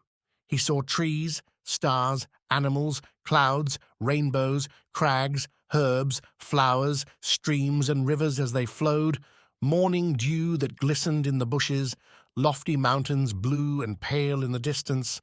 Birds and bees both gave their song, the wind blew, soughing in the silver fields of rice. All of this, bright with colour everywhere, had always been there. The sun and moon had always shone, rivers rushed, and bees did buzz. But for Siddhartha until then, all of this had been nothing but a fleeting and delusory veil before his eyes, something to be mistrusted, something to be pierced and destroyed by the intellect, for it was something that did not exist, for existence lay beyond that which could be seen. But now his eye was free. It lingered on this side of what could be seen. It looked and it acknowledged what could be seen. It sought its home in this world, no longer sought the essence, did not strive for the beyond. Seen in this way, without searching, so simple, so childlike, the world was beautiful. The moon and stars were beautiful, rivers and shores were beautiful, woods and crags, goats and beetles, flowers and butterflies. Beautiful and lovely it was, so to go through the world, so childlike, so awake, so open to the things around him, so without mistrust. The sun burnt on his head differently. The shade of the woods cooled him differently. The streams and ponds tasted differently. Marrow and banana tasted differently. The days were short, the nights were short. Every hour flew swift away like a sailboat on the water, the sailboat full of treasure, full of joy. Siddhartha saw a troop of monkeys traveling in the branches of the forest canopy. He heard their wild and greedy song. Siddhartha saw a ram pursue the ewe and mating with her. In a lake of reeds, he saw the pike pursue his prey to still his evening hunger, the school of young fish who, in fear, rushed anxiously, flapping and flashing above the water, strength and passion forced their scent from the rapid swirling water, from the fierce tumult worked up by their pursuer. All these things had always been, and he had not seen them. He had not been with them. Now he was with them. He belonged to them. Light and shade ran through his eyes. Through his heart ran star and moon. On his way, Siddhartha also thought about all the things he had experienced in the garden of Jetavana, the teachings he had heard there, the divine Buddha, the farewell from Govinda, his conversation with the Noble One. He thought again about the words that he had himself said to the Noble One, remembered every word, and was astonished to suddenly realize that he had said things he had not known till then. What he had said to Gautama, his own, the Buddha's, treasures and secrets, these were not the teachings. The ineffable was the teaching, something that could not be taught, what he experienced at the moment of his enlightenment. Yes, this was the thing that he was now striving for, what he was only now beginning to experience, the thing that he had to experience now for himself. He had probably long known that he was his own Atman, the same eternal essence as Brahman. But it was something he had never really found for himself because he had tried to capture it with the web of thought. The body, too, could certainly not be the thing he sought, nor playing games with thinking, not thought, not understanding, not the wisdom that has been learned, not the art that has been learned that allows you to draw conclusions and spin new thoughts from the ones already spun. No, even this world of thoughts was still on this side, and it led nowhere to kill the random self of the senses, only to cram the random self full of thoughts and doctrines. Both of them, thoughts and senses, were very beautiful, but both of them hid the ultimate sense. Both of them were worth listening to, worth playing with. Neither should be either despised or overvalued. Both of them offered to let you hear the secret voice of the innermost. There was nothing he strove for other than what the voice told him to strive for, nothing he would dwell on other than where the voice told him to dwell. Why had Gautama sat under the bio tree at that moment of moments where enlightenment came upon him? He had heard a voice in his own heart which told him to seek rest under this tree. He had not chosen rather to mortify his flesh, to perform sacrifice, ablution, nor prayer. He had not sought food, nor drink, nor sleep, nor dreams. He had done as the voice told him. This obedience was the one thing needed, not any command from outside himself, just the voice. To be ready, that was good, that was needed. Nothing else was needed. In the night, while he slept by the river in the ferryman's straw hut, Siddhartha had a dream. Govinda stood before him in the yellow robes of the ascetic. Govinda looked sad, and sadly he asked, "Why have you abandoned me?" At this, Siddhartha embraced Govinda, threw his arms around him, and as he drew him to his breast and kissed him, it was Govinda no longer. It was a woman, and from the woman's robe welled out her full breast, at which Siddhartha put his mouth and drank. Sweet and strong was the taste of the milk from this breast. It tasted of woman and man, of sunshine and forest, of beast and flower, of every fruit, of every joy. It made him drunk and unaware of himself. When Siddhartha woke, the pale river shimmered with light that came in through the door of the hut, and from the forest came the deep, dark, distinct call of an owl. At the start of day, Siddhartha asked his host, the ferryman, to take him across the river. The ferryman put him on his bamboo raft and took him across the river as the red light of morning shimmered on the expanse of water. "This is a beautiful river," he said to his companion. "Yes," said the ferryman, "it is a very beautiful river. I love it above all else. I have many times listened to what it has to say, many times looked into its eyes, and it has always had something to teach me. There is a great deal that you can learn from a river." "Thank you for your help," said Siddhartha as he stepped onto the other shore. "I have nothing I could give you for your hospitality, my friend, nothing I could pay you. I have no home to live in. I am the son of a Brahmin and a Samana." "That was easy to see," said the ferryman, "and I never did expect any payment from you, no gift for my hospitality. You can give me something another time." "You think so?" said Siddhartha with a laugh. "Certainly. That too is something I have learnt from the river. Everything comes back again. Even you, Samana, you will be back again. So farewell. My fee can be your friendship. Think of me always when you make sacrifice to the gods." Smiling, they took their leave of each other. Smiling, Siddhartha was glad of the friendship and the friendliness of the ferryman. "He is so like Govinda," he smiling thought. "Everyone I come across on my ways is like Govinda. Everyone gives me thanks, although it is they who have the right to receive thanks from me.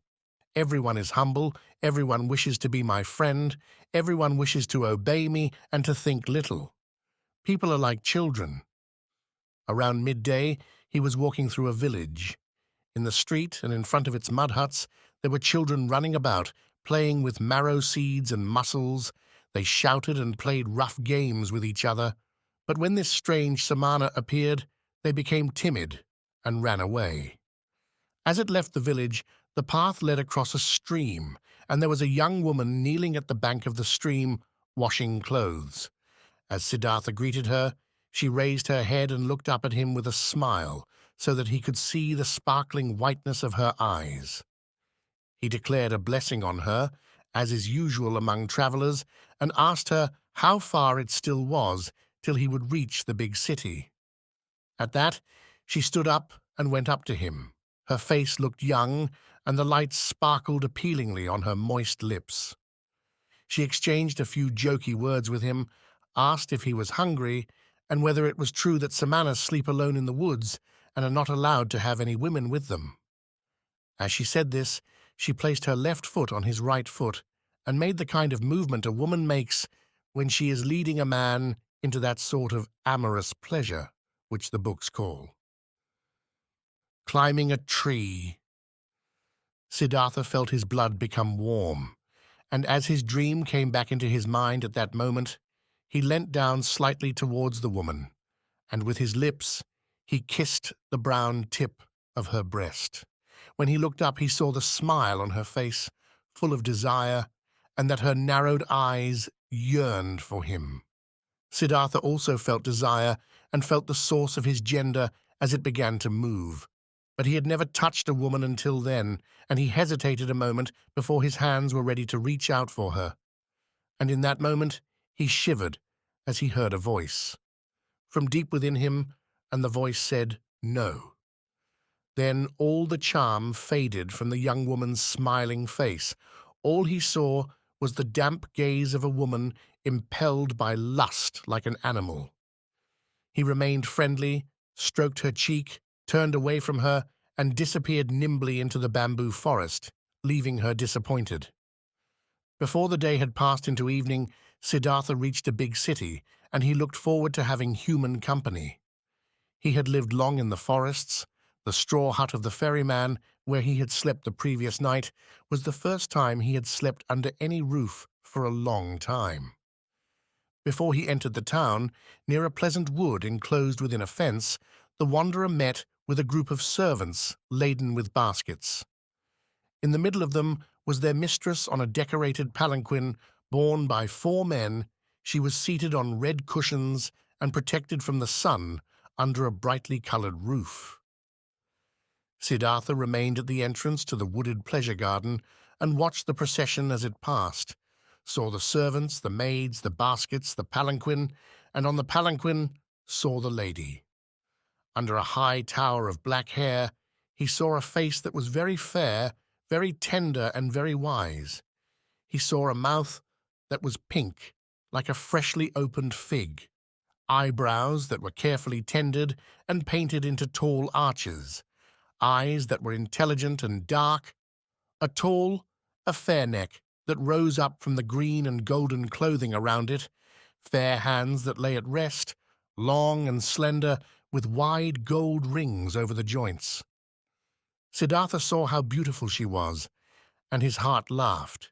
He bowed deeply as the palanquin came near, and as he righted himself, he looked into that fair and noble face, into the intelligent eyes with their arched brows.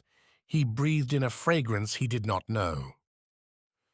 The beautiful woman smiled and briefly nodded to him before she disappeared into the wood, followed by her servers. That is a good portent for the city I am now entering, thought Siddhartha. He felt the urge to go into the wood, but then thought better of it, and only then did he become aware of how the servers and maids at the entrance had looked at him, with what contempt, with what mistrust, with what dismissal. I am still a samana, he thought, still an ascetic and a beggar. I will not as such be allowed to stay, not be allowed into the wood. And he laughed. As soon as he met someone on the road, he asked about the wood and what the name of that woman was. He learned that it was the grove of Kamala, the famous courtesan, and that she owned a house in the city as well as the wood. Siddhartha then made his way into the city. Now he knew where he should go. In order to arrive there, he allowed the city to drink him in, followed the crowds in the streets, stood still in the city squares, rested on the stone steps beside the river. As evening fell, he made friends with a barber's assistant, whom he had seen at work in the shade of a dome. He came across him later that day as he prayed in a temple of Vishnu and told him the stories about Vishnu and Lakshmi. He slept that night among the boats on the river, and then early in the morning, before the first customers arrived in his shop, he had the barber's assistant shave him, cut his hair, comb his hair, and dress it with fine oil. Then he went down to bathe in the river. Late that afternoon, when the beautiful Kamala was approaching her grove on her palanquin, she found Siddhartha waiting at the entrance. He bowed to her and accepted her greeting to him. When the train of servants had nearly passed him, he caught the attention of the last of them and asked him to inform his mistress that there was a young Brahmin who wished to speak with her. Siddhartha waited. After a while, the servant came back, invited him to follow him, led him in silence into a pavilion where Kamala lay on a couch, and left him alone with her. "Was it not you who stood outside there yesterday and offered me greeting?" Kamala asked. "Indeed, I did see you yesterday and offer you greeting. But did you not have a beard yesterday, and long hair, and dust in your hair?" "You observed well. You saw everything. You saw Siddhartha, the Brahmin's son, who left his home to become a samana and spent 3 years as a samana. Now, though, I have left that path and come to this city, and you were the first to greet me here, even before I had set foot in it. I can say that it is to you that I have come, O Kamala. You are the first woman with whom Siddhartha has spoken without his eyes lowered. I will never again lower my eyes when I meet with a beautiful woman."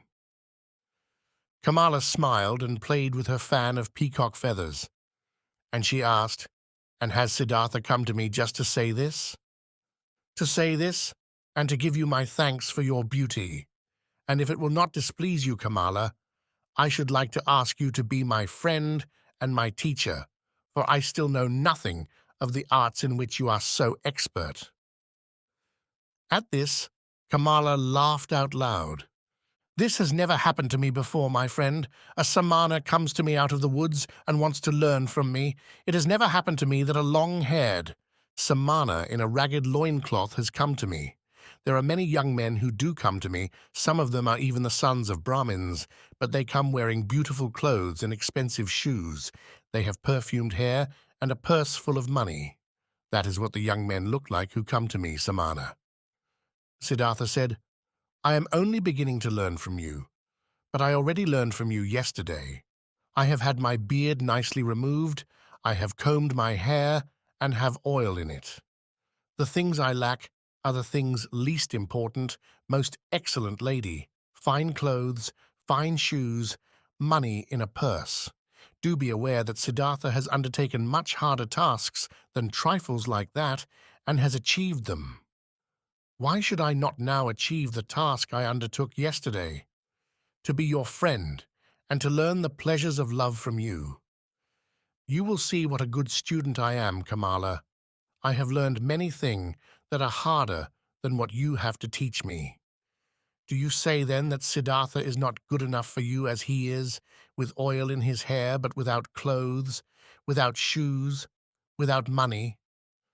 Kamala laughed out loud and said, "No, worthy young man, he is not good enough, not yet.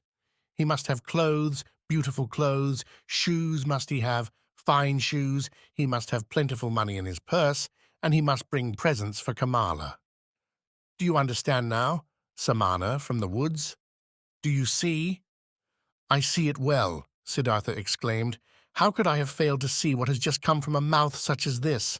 Your mouth is like a fig freshly broken open, Kamala. My mouth, too, is red and fresh. It will suit your mouth well, you will see. But, beautiful Kamala, are you not at all afraid of this Samana from the woods who has come to you to learn the arts of love?" "Why should I be afraid of a Samana, a stupid Samana, come from the woods where the jackals live and who still has no idea of what women are? The Samana is strong, though. He fears nothing. He would be able to force you, handsome girl. He could rob you. He could hurt you. No, Samana, I'm not afraid of that. Has a Samana or a Brahmin ever been afraid that someone might come and attack him and rob him of his learning, his piety, or his deep understanding? No, for those things belong to him alone, and he gives them to others only when he wants to give and to whom he wants to give. It is just the same for Kamala and the joys of love. Kamala's mouth is red and lovely, but if you try to kiss it against Kamala's will, you will have not a drop of sweetness from it, even though it knows how to give so much sweetness. Siddhartha, you want to learn, so here is something for you to learn. You can beg for love, buy love, receive love as a gift. You can find it on the street, but you cannot steal love. This way that you have invented for yourself is wrong. No, and it would be such a pity if a charming young man such as yourself grabbed for it in a way that is so mistaken." Siddhartha smiled and bowed to her. "Yes, Kamala, you are quite right. It would be a pity. It would be an awful pity. No, I do not want any drop of sweetness from your mouth to be wasted on me, nor any drop of mine wasted on you. Only one option remains for us. Siddhartha must come back when he has the things that, at present, are lacking. Clothes, shoes, money. But, noble Kamala, tell me, can you not give me just one more piece of advice?" "A piece of advice? Why not? Who would not be happy to give a piece of advice to a poor and innocent Samana, just come down from the woods where the jackals live? So tell me, dear Kamala, tell me where I should go so that I can obtain these three things as quickly as possible." And there are many who would like to know that, my friend. You will have to do what you have learned to do, and take money for it, and clothes, and shoes. There is no other way for a poor man to obtain money. What can you do then? "I can think, I can wait, I can fast." "Is that all?" "That is all. Wait, I can write poetry too. Will you give me a kiss in exchange for a poem?" "Yes, I will give you a kiss if I like the poem. What is the title of this poem then?" Siddhartha thought about it for a moment, and then he spoke these verses. "The shadowy grove, where went the lovely Kamala, the entrance there, where stood the brown-skinned Samana. There bowed he deep. He saw the lotus flower, and Kamala thanked him with smiles and graciousness. "'Tis lovely," thought he, "to offer praise to gods. 'Tis lovelier still to sacrifice all for her." The lovely Kamala clapped her bangled hands. "Your verses are lovely, brown Samana, and indeed I have nothing to lose if I let you have a kiss for them." With a gesture of her eyes, she drew him to herself. He leant his face to hers and put his mouth on her mouth, which was like a fig, newly broken open. Kamala's kiss was long, and Siddhartha felt deep astonishment at how she taught him, at how wise she was, at how she mastered him, pushed him away and drew him back, and at how this first kiss would be followed by many more, a long, well-ordered, well-tested series of kisses, each of them different from the last, that awaited him. He remained standing, breathing deeply, and at that moment he was amazed at the fullness of knowledge, the fullness of things worth knowing, that promised themselves to him in front of his eyes. "Your verses are lovely," Kamala declared. "If I were rich, I would give you a piece of gold for them, though you will find it very hard to gather as much money as you need by making up verses. You will, after all, need such a lot of money if you want to be the friend of Kamala." "The way you kiss, Kamala," Siddhartha stammered. "Yes, I am good at that, aren't I? That is why I'm never short of clothes and shoes and jewelry and all those nice things. But what will become of you? Can you think of nothing else but thinking and fasting and making up verses?" "I know the songs for performing sacrifice too," said Siddhartha, "though I no longer wish to sing them. I know magic spells too, though I no longer wish to cast them. I have read the scriptures." "Stop," Kamala interrupted him. "You can read and write?" "Of course I can. There are many who can." "Most people cannot. Even I cannot. It is very good that you can read and write. Very good. You will even be able to put the magic spells to good use." At that moment a servant girl came running and whispered something into her mistress's ear. "I have a visitor," Kamala declared. "You must go, Siddhartha. Quickly. You need to be aware that no one should ever see you here. I will see you again tomorrow." But she ordered the maid to give the pious Brahmin a white shirt. Before he knew what was happening to him, the maid had led Siddhartha away through indirect paths to a summer house, given him the shirt, drawn him into the undergrowth, and emphasized to him that he should leave the grove as quickly as possible and without being seen by anyone. He was content to do as he had been told. He was used to the woods and made his way out of the grove and over the hedge without a sound. He was content to make his way back into the town, the shirt rolled into a bundle under his arm. He went to the door of a traveler's hostel and asked silently for food and silently accepted a piece of rice cake. "This is probably the last day," he thought, "when I will ever beg for food." Pride suddenly flamed up in him. He was no longer a Samana. It was no longer appropriate for him to beg. He gave the rice cake to a dog and himself went without food. Life here in the world is simple, Siddhartha thought. There are no difficulties. When I was still a Samana, everything was difficult. It took much effort, and in the end, it was without hope. Everything is easy now. The lesson in kissing that Kamala gave me was easy. I need clothes and money, that is all, and aims like that are petty and close at hand. No one would lose any sleep about them. He had long since discovered where Kamala's house in the city was, and the following day he arrived at its door. "It is going well," she called out to him. "You are expected by Kamaswami, and he is the richest businessman in the city. If he likes you, he will take you into his service. So do be clever, won't you, brown Samana? I have had others tell him all about you. Be friendly to him. He is very powerful, but do not be too modest about yourself. I do not want you to be just one of his servants. You will have to be his equal, or else I will not be happy with you. Kamaswami is getting old. He is becoming complacent. If he likes you, he will place a lot of trust in you."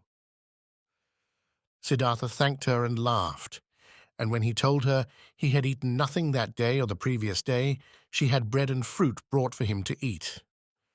"You have been lucky," she told him as he left. "One door after another is opening up for you. How could that be possible? Are you performing magic?"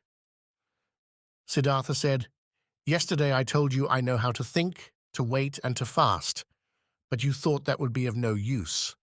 But it is very useful, Kamala, you will see. You will see that the stupid samanas in the wood learn to know and to do many nice things that you do not know how to do. 2 days ago I was just a ragged beggar. 1 day ago I had already kissed Kamala, and soon I will be a businessman with money and with all the things that you think are important." "I expect you will," she conceded. "But where would you be without me? What would become of you if Kamala did not help you?" "Dear Kamala," said Siddhartha, standing up straight, "when I came to you in your grove, it was I who made the first step. I was resolved to learn the art of love from this most beautiful of women. From the very moment when I formed this resolution, I also knew that I would succeed in it. I knew that you would help me. I knew it from the moment I first glimpsed you at the entrance to the grove. What if I had not wanted to? You did want to. Kamala, listen. If you throw a stone into water, it drops quickly to the bottom by the fastest route it can. Siddhartha does nothing. He waits, he thinks. He fasts.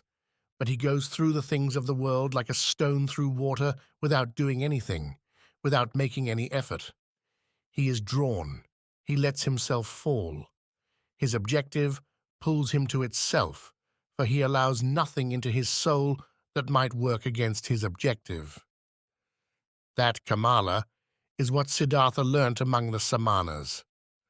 That, Kamala, is what fools call magic in the supposition that it is performed by demons. Nothing is ever performed by demons. There are no demons. Anyone can perform magic. Anyone can attain his objectives if he is capable of thought, if he is capable of waiting, if he is capable of fasting. Kamala listened to him. She loved his voice. She loved the look in his eyes. "Maybe, my friend," she said quietly, "you are right in what you say. Maybe it is also true that Siddhartha is an attractive man, that the look of him will appeal to women. Maybe that is what brings him all his luck." With a kiss, Siddhartha took his leave. "I hope you are right, my teacher. I hope the look of me will always please you. I hope you will always bring me luck." Among the childlike people. Siddhartha went to see Kamaswami, the businessman. He was shown into a house of opulence. Servants led him past costly carpets into a chamber where he waited for the master of the house. Kamaswami entered, a fast-moving, nimble man with very grey hair, with very clever and cautious eyes, and an acquisitive-looking mouth. Master and guest offered friendly greetings to each other. "I am told," the businessman began, "that you are a Brahmin, a man of learning, but you seek a position in the service of a businessman. Have you fallen into need then, Brahman? Is that why you seek a position of service?" "No," said Siddhartha. "I have not fallen into need, and I never have had difficulties. You should be aware that I come from the Samanas, among whom I lived for a long time." "How can you not be in need if you have come from the Samanas? Do Samanas not live completely without possessions?" "I am without possessions," said Siddhartha, "if that is what you mean. Certainly I am without possessions, but I am without possessions by my own free will, so I am not in need." "What do you think you will live on if you have no possessions?" "I have never thought about that, sir. I have been without possessions for more than 3 years, and have never given a thought to what I should live on." "You have lived on the possessions of others then, have you?" "That is what some would say. But a businessman too lives on the possessions of others." "Well said. But he does not take the possessions of others for nothing. He gives them his goods for them." "That does indeed seem to be their relationship. Each takes, each gives. That is life. But if I may ask, If you have no possessions, what do you have to give? Each gives what he has. The warrior gives strength, the businessman gives goods, the teacher gives teaching, the farmer gives rice, the fisherman gives fish.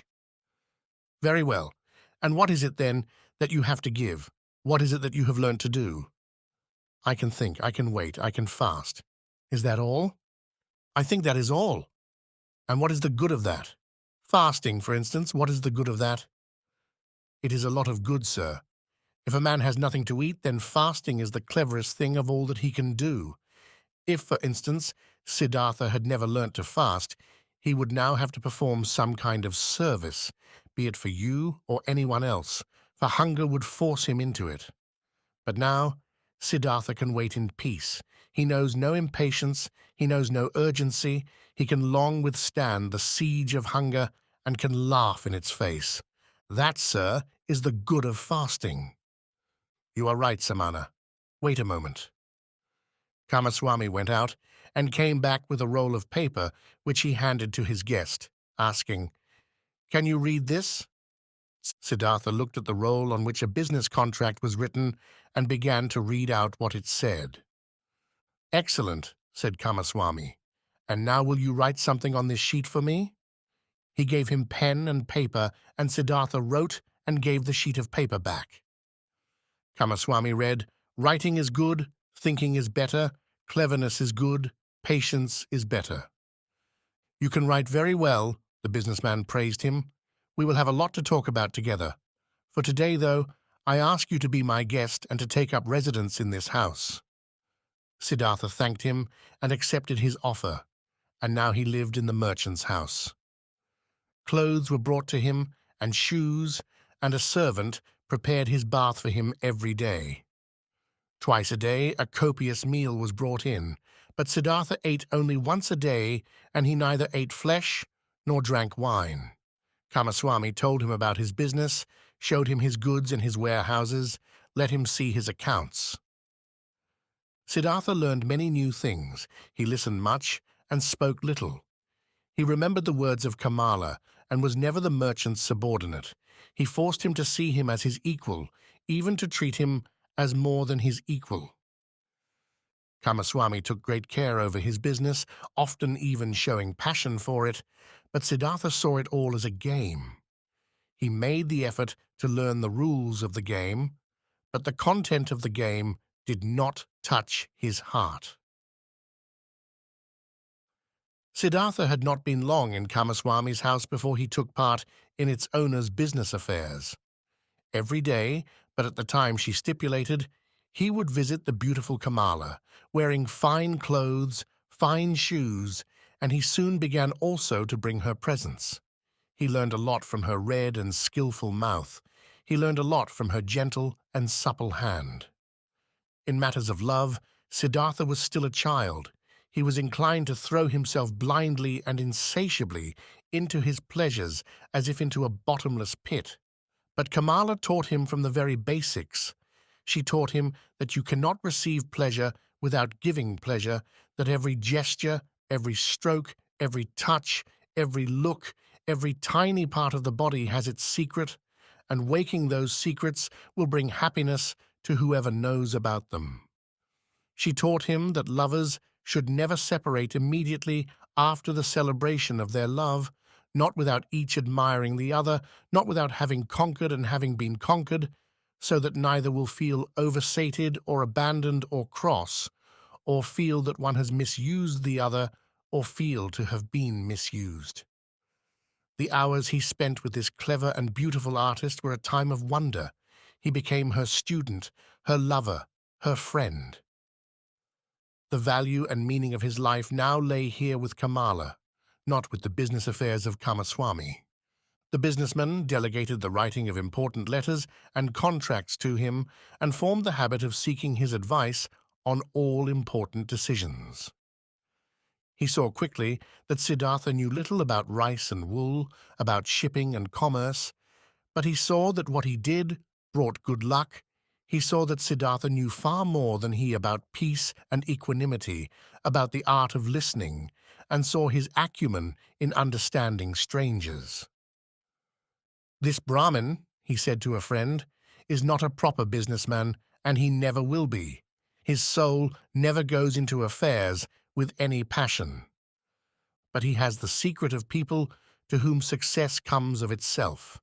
Maybe it is because he was born under a good star. Maybe it is magic, and maybe it is something he learned when he lived with the Samanas. He only ever seems to be playing at business. Business never seems to penetrate him, never to be his master. He never fears failure, and he is never bothered by making a loss. The friend advised the businessman, "Give him a third of the profit of all the business he does for you, and let him bear the same proportion of the losses when they happen. That will make him more enthusiastic." Kamaswami followed this advice, but Siddhartha seemed little bothered by it. If he made a profit, he accepted it with indifference. If he made a loss, he would laugh and say, "Oh, look, that did not go well." It did indeed seem that he was indifferent to affairs of business. One day he went out to a village to buy up a large harvest of rice, but when he arrived, the rice had already been sold to another handler. Siddhartha nonetheless remained for several days in the village, making the farmers his guests, giving copper coins to their children, attended a wedding ceremony, and came back from his journey entirely happy and content. Kamaswami accused him of squandering time and money by not having come straight back. Siddhartha answered, "Do not tell me off, my friend. Nothing has ever been achieved by telling anyone off. If I have caused you to make a loss, just let me bear it. I am very satisfied with this journey. I met many new people. A Brahmin is now my friend. Children played on my knees. Farmers showed me their fields. No one treated me there like a businessman." "That sounds all very nice," exclaimed Kamaswami grudgingly, "but I should have thought that a businessman is what you actually are. Or did you go out there just for your own pleasure?" "Certainly," laughed Siddhartha. "Certainly it was for my own pleasure that I went there. Why else would I have gone there? I have met new people, seen new places, enjoyed trust and friendliness, found friendship. Listen, my friend, if I were Kamaswami, I would have hurried back as soon as I saw that my attempt to purchase was in vain. I would have been full of annoyance, and in that case, then time and money really would have gone to waste. As it is, I have spent several days well. I have learned things. I have enjoyed the company of friends. I have done no harm to myself or anyone else, either by getting cross or by being in too much of a hurry. And if I ever go there again, to buy a harvest in advance, for instance, or for any other reason, I will have a friendly welcome from cheerful people, and I will congratulate myself for not having been rushed or bad-tempered this time. So leave things well enough alone, my friend. Don't harm yourself by telling me off. If the day ever comes when you see that Siddhartha has brought you any harm, then just say the word, and Siddhartha will go on his way. But till then, let us just be content with each other as we are." The businessman tried to persuade Siddhartha by saying he was eating his, Kamaswami's, bread, but this too was in vain. It was his own bread that he ate, or rather both of them ate the bread of others, the bread of everyone. Siddhartha never had an ear for Kamaswami's worries, and Kamaswami made many worries for himself.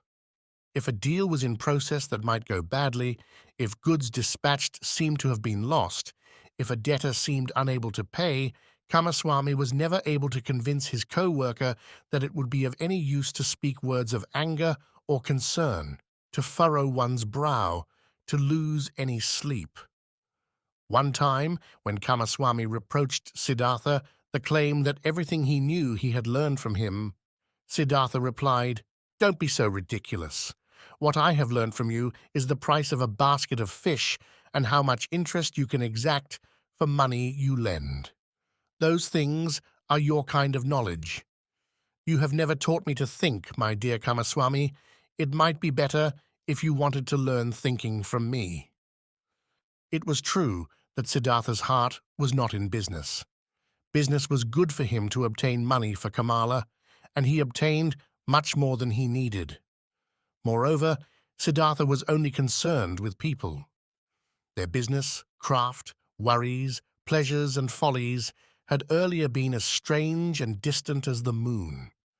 But now he took an interest in them. He had no difficulty in talking with everyone, to live with everyone, to learn from everyone. But the easier this was, the more he became aware that there was something that separated him from them, and that was because he had been a samana. He saw how people lived their lives in a way that was like children or animals, something he both loved and despised. He saw their strivings, saw their sufferings, and saw them turn grey about things that seemed to him not worth that price, about money, about petty pleasures, matters of petty honour. He saw them shouting and insulting each other. He saw them lamenting for pains which a samana would merely smile at, and for losses which a samana does not feel. He was open to everything that these people brought him. The businessman was welcome who brought canvas for him to buy. The debtor was welcome who came asking for a loan. The beggar was welcome who spent an hour to tell him the story of his poverty, but who was not half as poor as any samana. He behaved toward the rich foreign businessman in the same way as to the servant who shaved him or the street seller, and would allow him to cheat him of a few petty coins when he bought bananas. When Kamaswami came to him to lament his troubles or to accuse him of having handled a deal badly, he listened to him with cheerful interest, wondered about him, tried to understand him, acknowledged that he was right on some small points when he had to, and then he would turn away to the next person who wanted his attention. And there were many who did want it, many who came to do business with him, many who came to cheat him, many who came to obtain information from him, many who wanted his pity, many who wanted his advice. He gave advice, he showed pity, he gave advice, he allowed himself to be cheated, slightly, and all this game, and all the passion with which all these people played it, occupied his thoughts just as much as, at one time, thoughts about the gods and about Brahman. From time to time he would feel, deep in his breast, a faint and tender voice that gently admonished, gently complained, so gentle he was hardly aware of it. Then he would become aware for an hour of what an odd life he was leading, that he was doing all these things just as a game, that although he was cheerful and felt moments of pleasure, his real life was flowing past without touching him. He played with his business affairs and the people he came into contact with in the same way as a sportsman plays with his ball. He watched them and found fun in so doing. In his heart, in the source of his being, he was not present. There was a place where that source flowed, but how far that place was from him, flowing and flowing out of sight, no longer had anything to do with his life.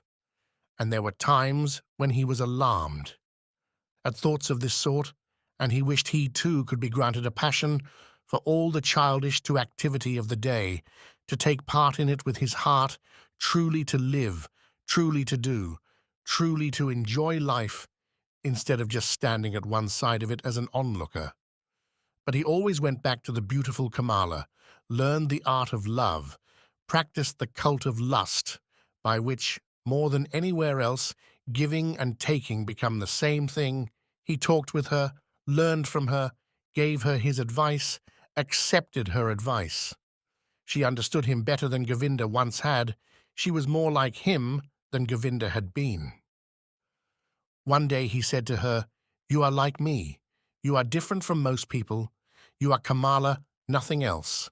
And deep inside you there is peace and a refuge where you can go at any time and feel that that is your place, just as I can.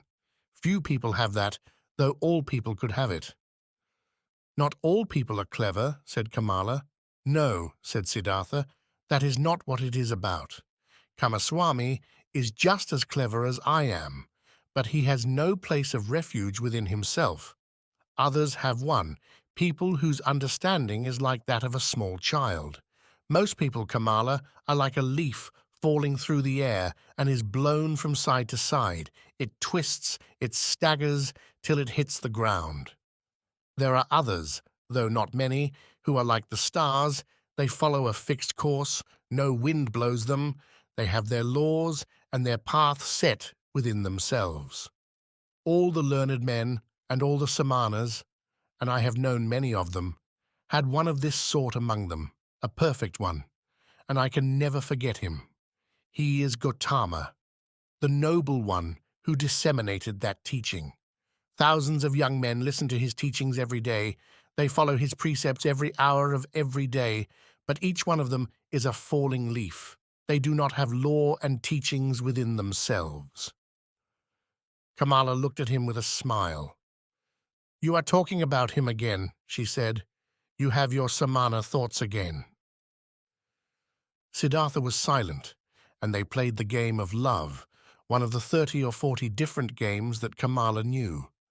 Her body was as supple as a jaguar's, and as the bow of a hunter. Whoever learned the art of love from her came to know many joys, many secrets. She played long with Siddhartha. She drew him close, pushed him back, manipulated him, enveloped him. He enjoyed his mastery until he had been defeated, and then, exhausted, he would rest at her side. The courtesan leant over him, looked long into his face, into his now tired eyes. "You are the best lover," she said thoughtfully, "I have ever known.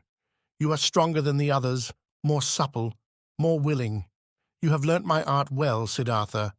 One day, when I am older, I would like to have a child from you. But, my love, you have never stopped being a Samana, and that means you do not love me. There is no one whom you love. Am I right?" "You might well be right," said Siddhartha, tired. "I am like you.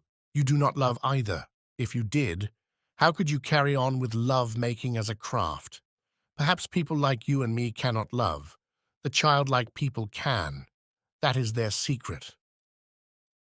Sansara. Siddhartha had spent a long time in the world of pleasure, though without being a part of it. In his years as a devoted Samana, he had put his senses to death, but now they woke anew. He had tasted riches, tasted voluptuousness, tasted power, but in his heart he had remained a Samana throughout this lengthy time, just as Kamala, clever Kamala, had seen. His life had been directed by the art of thinking, of waiting, of fasting, and it continued to be so. The people of the world, the childlike people, continued to be strangers for him, just as he was a stranger for them. The years went by, and Siddhartha, wrapped in affluence, barely noticed how each of them passed away. He had become rich. He had long been the owner of his own house, with servants and a garden by the river just outside the city. People liked him. They came to him when they needed money or advice, but apart from Kamala, no one was close to him. That lofty, bright awareness that he had once experienced at the high point of his youth in the days after Gautama's sermon, the time since the separation from Govinda, that taut expectation, that proud independence without teachings and without a teacher, that readiness to hear the voice of the divine from many sources, including his own heart. All this had slowly turned into mere memories, had become something ephemeral. The source of holiness that had once been near to had him become something distant, something whose murmurings had become quiet, though it had once murmured within him. It was true that much of what he had learned from the Samanas, that he had learned from Gautama, that he had learned from his father, the Brahmin, had remained within in him through this time. A modest life, the joy of thinking, hours in meditation, secret knowledge of his self, the eternal self which is neither body nor awareness. Much of it remained within him, but the rest had little by little sunk down and become covered in dust. Like the potter's wheel that, once set turning, will continue long to turn, and only slowly will tire and lose its motion. The wheel of asceticism in Siddhartha's soul, the wheel of thinking, the wheel of discernment, continued to turn and was still turning, but it turned slowly and hesitantly and was close to stopping. Slowly like damp that soaks into the trunk of a dying tree, slowly filling it and making it decay. The world and apathy had insidiously soaked into Siddhartha's soul, slowly filling it and making it heavy, making it tired. His senses, though, gained vigor, for they had learned much, experienced much. Siddhartha had learned how to do business, how to exercise power over people, to have pleasure with women. He had learned to wear nice clothes, to give orders to servants, to bathe in perfumed water. He had learned to eat dainty and carefully prepared foods, even to eat fish and meat and fowl, spices and sweet things, to drink wine that makes you weary and forgetful. He had learned to play with dice and on the chessboard, to observe dances, to be carried on a litter, and to sleep on a soft bed. But he had always felt he was different from others, superior to them. He always looked on them with a touch of laughter, with a touch of jeering contempt, with that very contempt that a samana always feels for people of the world. When Kamaswami was in a bad mood, when he became quarrelsome, when he felt he had been treated badly, when he felt overburdened with the worries of business, Siddhartha had always found it laughable. But slowly and imperceptibly, as harvest times and rainy seasons came and went, his contemptuous laughter became more tired, his sense of superiority became subdued. Only slowly, there among his increasing wealth, Siddhartha had taken on something of the character of the childlike people, something of their naivety, something of their anxiety. And yet he envied them, and the more like them he became, the more he envied them. He envied them for the one thing he did not have, and they did have. He envied them for the importance they attributed to their lives. He envied the passion they felt in their joys and sorrows, envied the worried but sweet happiness they had in their never-ending loves. Their love for themselves, for women, for their children, for money or honors, for hopes and plans. These people were always in love with something. But it was not from them that he learned this, especially not their childlike joys and childlike follies. What he learned from them was the unpleasant things, the things he himself despised. More and more often, in the morning, after spending the evening with friends, he would lie long in bed, feeling dull and tired. When Kamaswami bored him with his worries, he would become irritable and impatient. When he lost a game playing at dice, he would laugh much too loudly. His face was still cleverer and more spiritual than others, but it seldom laughed, and one by one it took on the features so often seen in the face of rich people, features of discontent, of poor health, of surliness, of apathy, of indifference to others.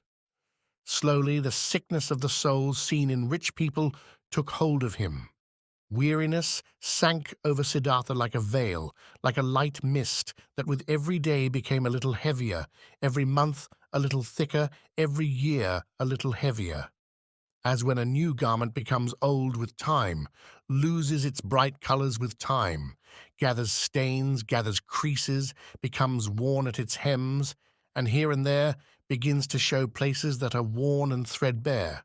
So Siddhartha's new life that he had begun when he took his leave of Govinda had become old, with the quickly passing years it had. Lost its color and its sheen, it had gathered stains and creases. This ugly sight was hidden at the base of it, but here and there it could already be seen. Disappointment and disgust lay in wait for him. Siddhartha did not notice. He noticed only that the bright and certain voice of his inside, which once had woken within him and had led him through his years of splendor, had now become silent. The world had taken possession of him. Fun, lust, apathy, and lastly that very vice that he had most despised and for which he had had the most contempt because of its folly, greed. Even property, the owning of riches, had finally taken hold of him. It was no longer a frivolous game. It had become his chains and his burden. It was an odd and insidious path that had led Siddhartha into this final and most contemptible of dependencies, playing dice. To be exact, as soon as, in his heart, he had ceased to be a samana, he had begun to gamble for money and dainty luxuries. He had previously despised these things. He had previously taken part in them with laughing indifference as one of the things done by the childlike people. But now he took part with growing aggressivity and passion. Other gamblers viewed him with fear. Few would dare to play against him because the stakes he laid down were so high and audacious. Something in his heart compelled him to gamble. Money was something miserable, and when he lost, when he threw it away, it brought him a haughty pleasure. There was no more ostentatious way, no more contemptuous way that he could display his disdain for riches, the idol of businessmen. So he gambled high and without reserve. He hated himself for this. He despised himself for it. He threw it in by the thousand, threw it away by the thousand. He lost money, lost jewelry, lost a country house. Then he won again. Then he lost again. The anxiety, every terrible and oppressive anxiety he felt while throwing the dice for worryingly high stakes, was something he loved. He always sought to renew it, always to raise it, always to tickle it a little higher, for it was in this feeling alone that he could feel something like happiness, something like inebriation, something like a higher kind of life in among the sated, lukewarm, insipid life he led. Every time he lost a large amount, he thought of gaining new riches, threw himself into business with new vigor, and pressed his debtors harder to make them pay, for he wished to gamble again, he wanted to squander again, wanted again to display the contempt he had for riches. Siddhartha no longer had the indifference he had had when he lost. He no longer had the patience he had shown for bad debtors, no longer had the goodwill he had practiced toward beggars, no longer had the joy he had felt when he made gifts or lent money to them who asked, knowing it would not be repaid. He would stake 10,000 on a throw of the dice and laugh when he lost it. But in his business affairs he became stricter and pettier, and at night he sometimes dreamt of money. Whenever he awoke from this vile enchantment, whenever he looked in the mirror on the bedroom wall and saw his face changed and uglier, whenever he felt beset by shame and disgust, then he would flee from it. He would flee into new games of chance, flee into the numbness of lust, the numbness of wine, and from there flee back into piling up more possessions. He ran around in this meaningless circle until he was tired, until he was old, until he was ill, until he was admonished in a dream. He had spent the evening hours with Kamala in her gorgeous pleasure garden. They had sat talking under the trees, and Kamala offered some well-considered words, words with sorrow and tiredness hidden behind them. She had asked him to tell her about Gautama, and could not hear enough about him, the clarity of his eyes, the quiet beauty of his mouth, the benevolence of his smile, the peace of his walk. He had to tell her about the noble Buddha for great lengths of time, and Kamala would sigh and say, "One day, perhaps one day soon, I will go and follow this Buddha too. I will give my pleasure garden to him and take refuge in his teachings." But then she would tease him. She would lead him into playful lovemaking. She would chain him to her with a passion that was painful, with biting, with tears, as if she wanted, just once more, to press the last drops of sweetness out of this life of vain and short-lived fun. Never had it been so exceptionally clear to Siddhartha how close lust is to death. Then he would lie at her side, and Kamala's face would come close to his, and clearer than ever before, he would read a message of anxiety under her eyes and at the corners of her mouth, a script of fine lines, of slight wrinkles, a script reminiscent of autumn and of growing old, just as Siddhartha was himself growing old, for he was now in his 40s and had noticed grey hairs here and there among the black ones. Tiredness could be read on Kamala's beautiful face, tiredness from traveling a long road that has no happy ending, tiredness, and the start of her decline, and hidden there, not yet spoken of, was an anxiety that she was not yet aware of. Fear of old age, fear of the autumn, fear of the certainty of death. He had taken his leave of her with a sigh, his soul full of lethargy, full of concealed anxiety. One time, when Siddhartha had spent an evening at home with wine and dancing girls, when he had played the superior with his peers, though he no longer was their superior, when he had drunk a great deal of wine, and tired but excited, he had not gone to seek his rest until long after midnight. He found himself in a state of despair, and was close to tears. He waited long in the vain pursuit of sleep, his heart full of a sorrow that he thought he could no longer bear, full of disgust that seemed to permeate every part of him, like the vile taste of lukewarm wine, like the oversweet and vapid music, like the oversoft smiles on the dancers' faces, like the oversweet scent on their hair and their breasts. But what disgusted him more than anything else was himself, his perfumed hair, the smell of wine in his mouth, the tired slackness and the dullness of his skin. Just as one who has eaten or drunk too much will endure his vomiting and even feel glad at the relief it brings, so Siddhartha, unable to sleep, felt a gush of monstrous disgust and wished to be relieved of these pleasures, these habits, this entire life of meaninglessness. It was only when the first light of morning came, and the activities in the street in front of his house began to wake, that he drowsed. For a few moments felt some slight assuagement of his anguish, found something resembling sleep, and that was when he began to dream. Kamala had a small and rare songbird that she kept in a golden cage. It was of this songbird that he dreamed. He dreamt the bird had become silent, though it had formerly always sung in the morning time, and when he noticed this, he went to the cage and looked in. There he saw the little bird lying dead and stiff on the floor. He took it out, held it for a while in his hand, and then threw it away, out into the street. At that moment he felt horror at what he had done, and felt such pain in his heart as if he had thrown out everything of any value, everything of any good about himself when he threw this bird out. Waking from this dream, he felt himself possessed by a deep sorrow. Worthless, it seemed to him, worthless and meaningless was the life he had been leading.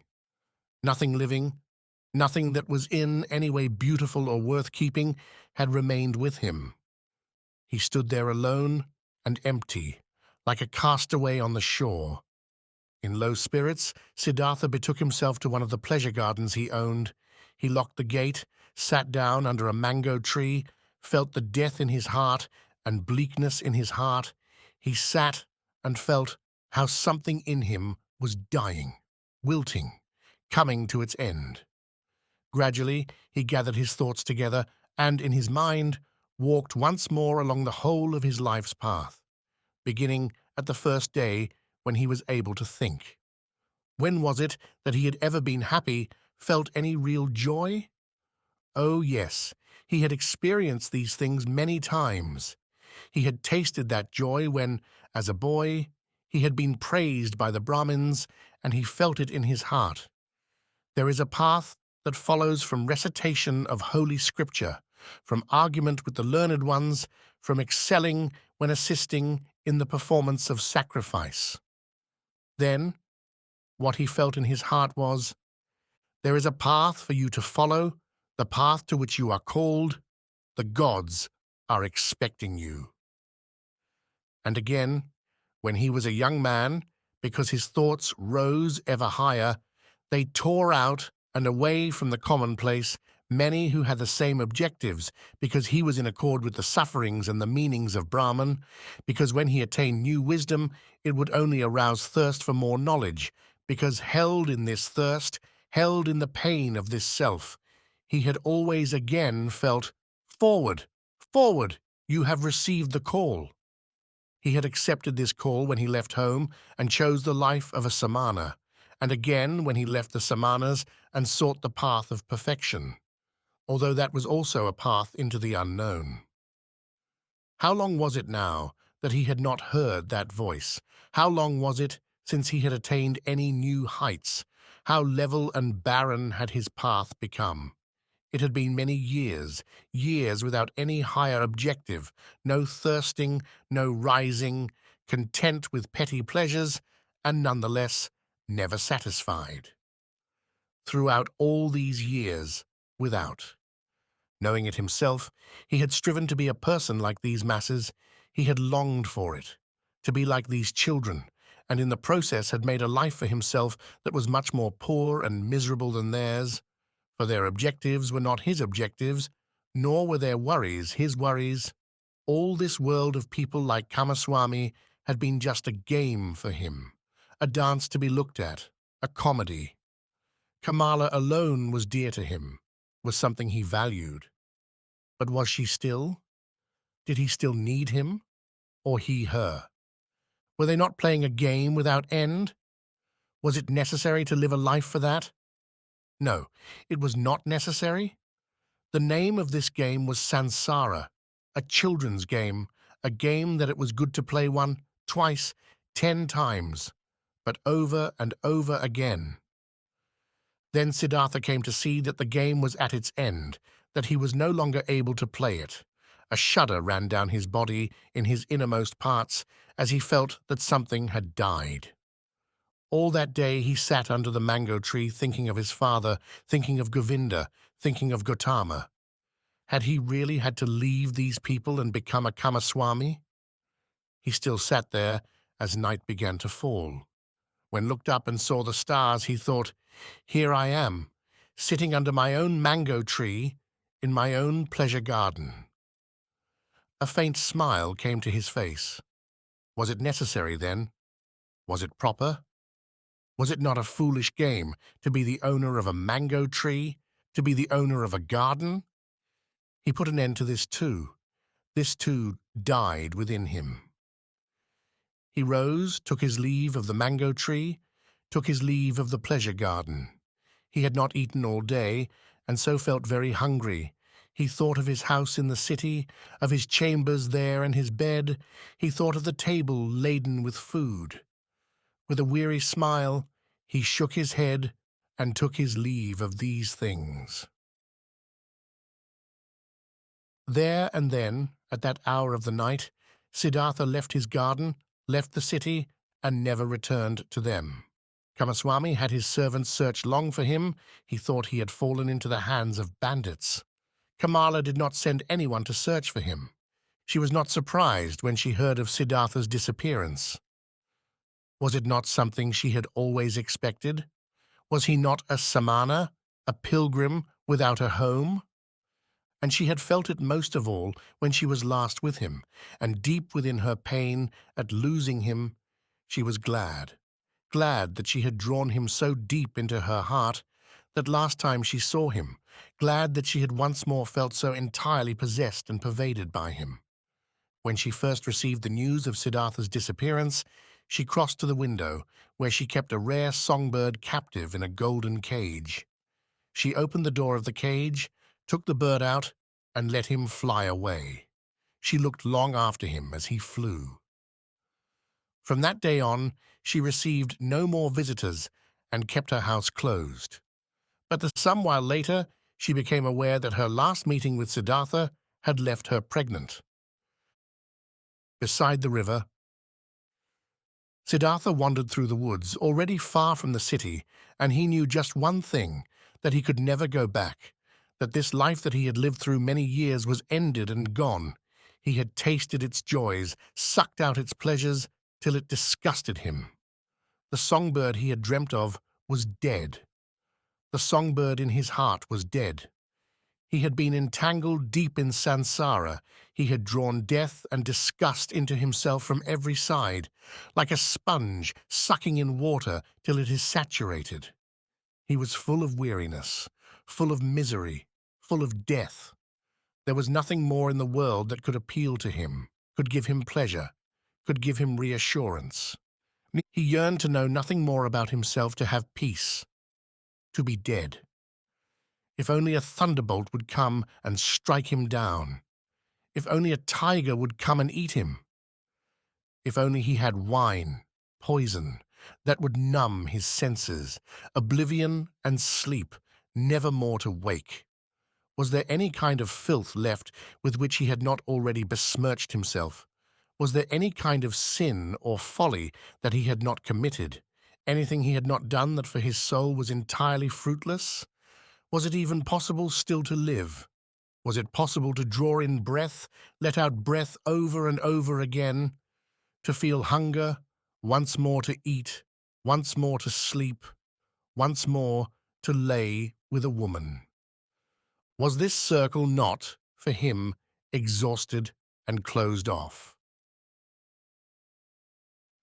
Siddhartha arrived at the great river that flowed through the wood, the same river that the ferryman had taken him across when he was a young man and had just departed from Gautama's community.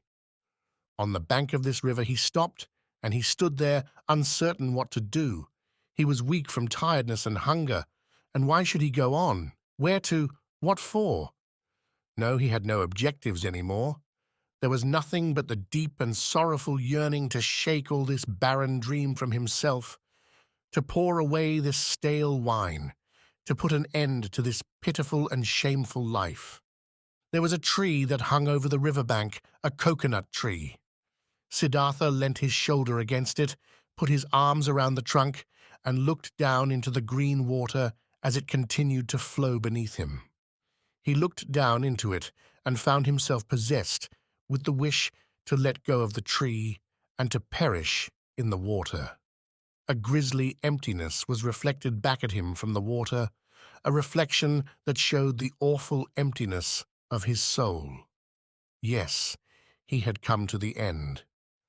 There was nothing more for him than to extinguish himself, than to strike down the picture of deformity that was his life, to throw it down at the feet of the gods, who laugh at him in contempt.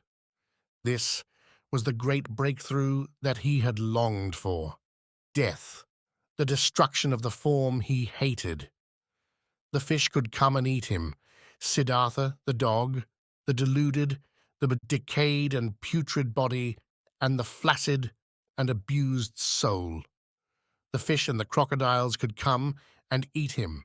The demons could dismember him. His face distorted into a scowl, he stared into the water, saw his distorted face mirrored back at him, and he spat at it. Deep in tiredness, he loosened his arm from the tree trunk and twisted round slightly so that he would fall vertically and finally go under. With eyes closed, he sank down to meet his death. From some distant place his soul began to twitch. From some time past in his tired life came a sound.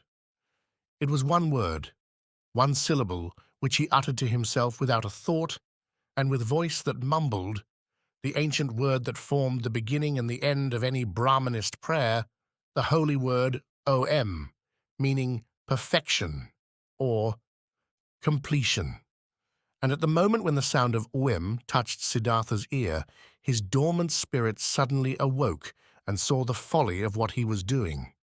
Siddhartha was deeply shocked. So this was the state he had come to. This was how lost he was, how confused. He was so forsaken by any kind of wisdom that he was able to seek death, that this whim, this childish whim, could have grown within him, to find peace by extinguishing his body. All that he had recently suffered, all the disillusionment, all the doubts, none of these things had the effect on him that Om had at that moment as it entered his consciousness, and he became able to see his misery and his folly. He said to himself, Om, and he knew of Brahman, knew that life could not be destroyed, knew once more everything about the divine that he had forgotten. All this, however, lasted for just one moment, just a flash. Siddhartha sank down at the foot of the coconut tree, lay down exhausted, and muttering Om, he laid his head on the root of the tree and sank into a deep sleep. Deep was his sleep and free of dreams.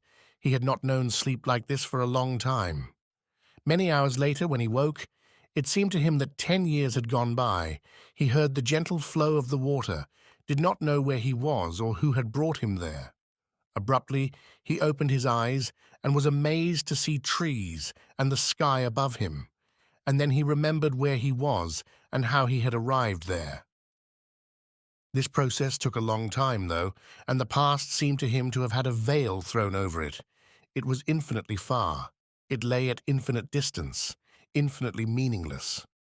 He knew only that his previous life, at first as he came back to his senses, this previous life seemed like something lying long in the past, an earlier incarnation, an early birth of his present self, that his previous life was something he had left behind, that, full of disgust and misery, he had even wanted to throw his life away, that instead he had regained consciousness at the side of a river under a coconut tree with the holy word Om on his lips, that he had then slept and now had woken, and he looked at the world as a new person. Quietly, he spoke the word Om to himself, as he had done while he was falling asleep, and it seemed that all the time that he had been asleep had been nothing but a long immersion into saying Om, into thinking Om, a submersion and envelopment in Om, in the nameless, in the perfect. It had been such a wonderful sleep. Sleeping had never before left him so refreshed, so renewed, so rejuvenated. Could it be that he really had died, had gone under, and now been reborn in a new form? No, he knew himself. He knew his hand and his feet, knew the play where he lay, knew this self in his breast, this Siddhartha, the headstrong, the odd. This Siddhartha, however, was transformed, renewed. He had slept remarkably well, and now he was remarkably alert, joyful, and inquisitive.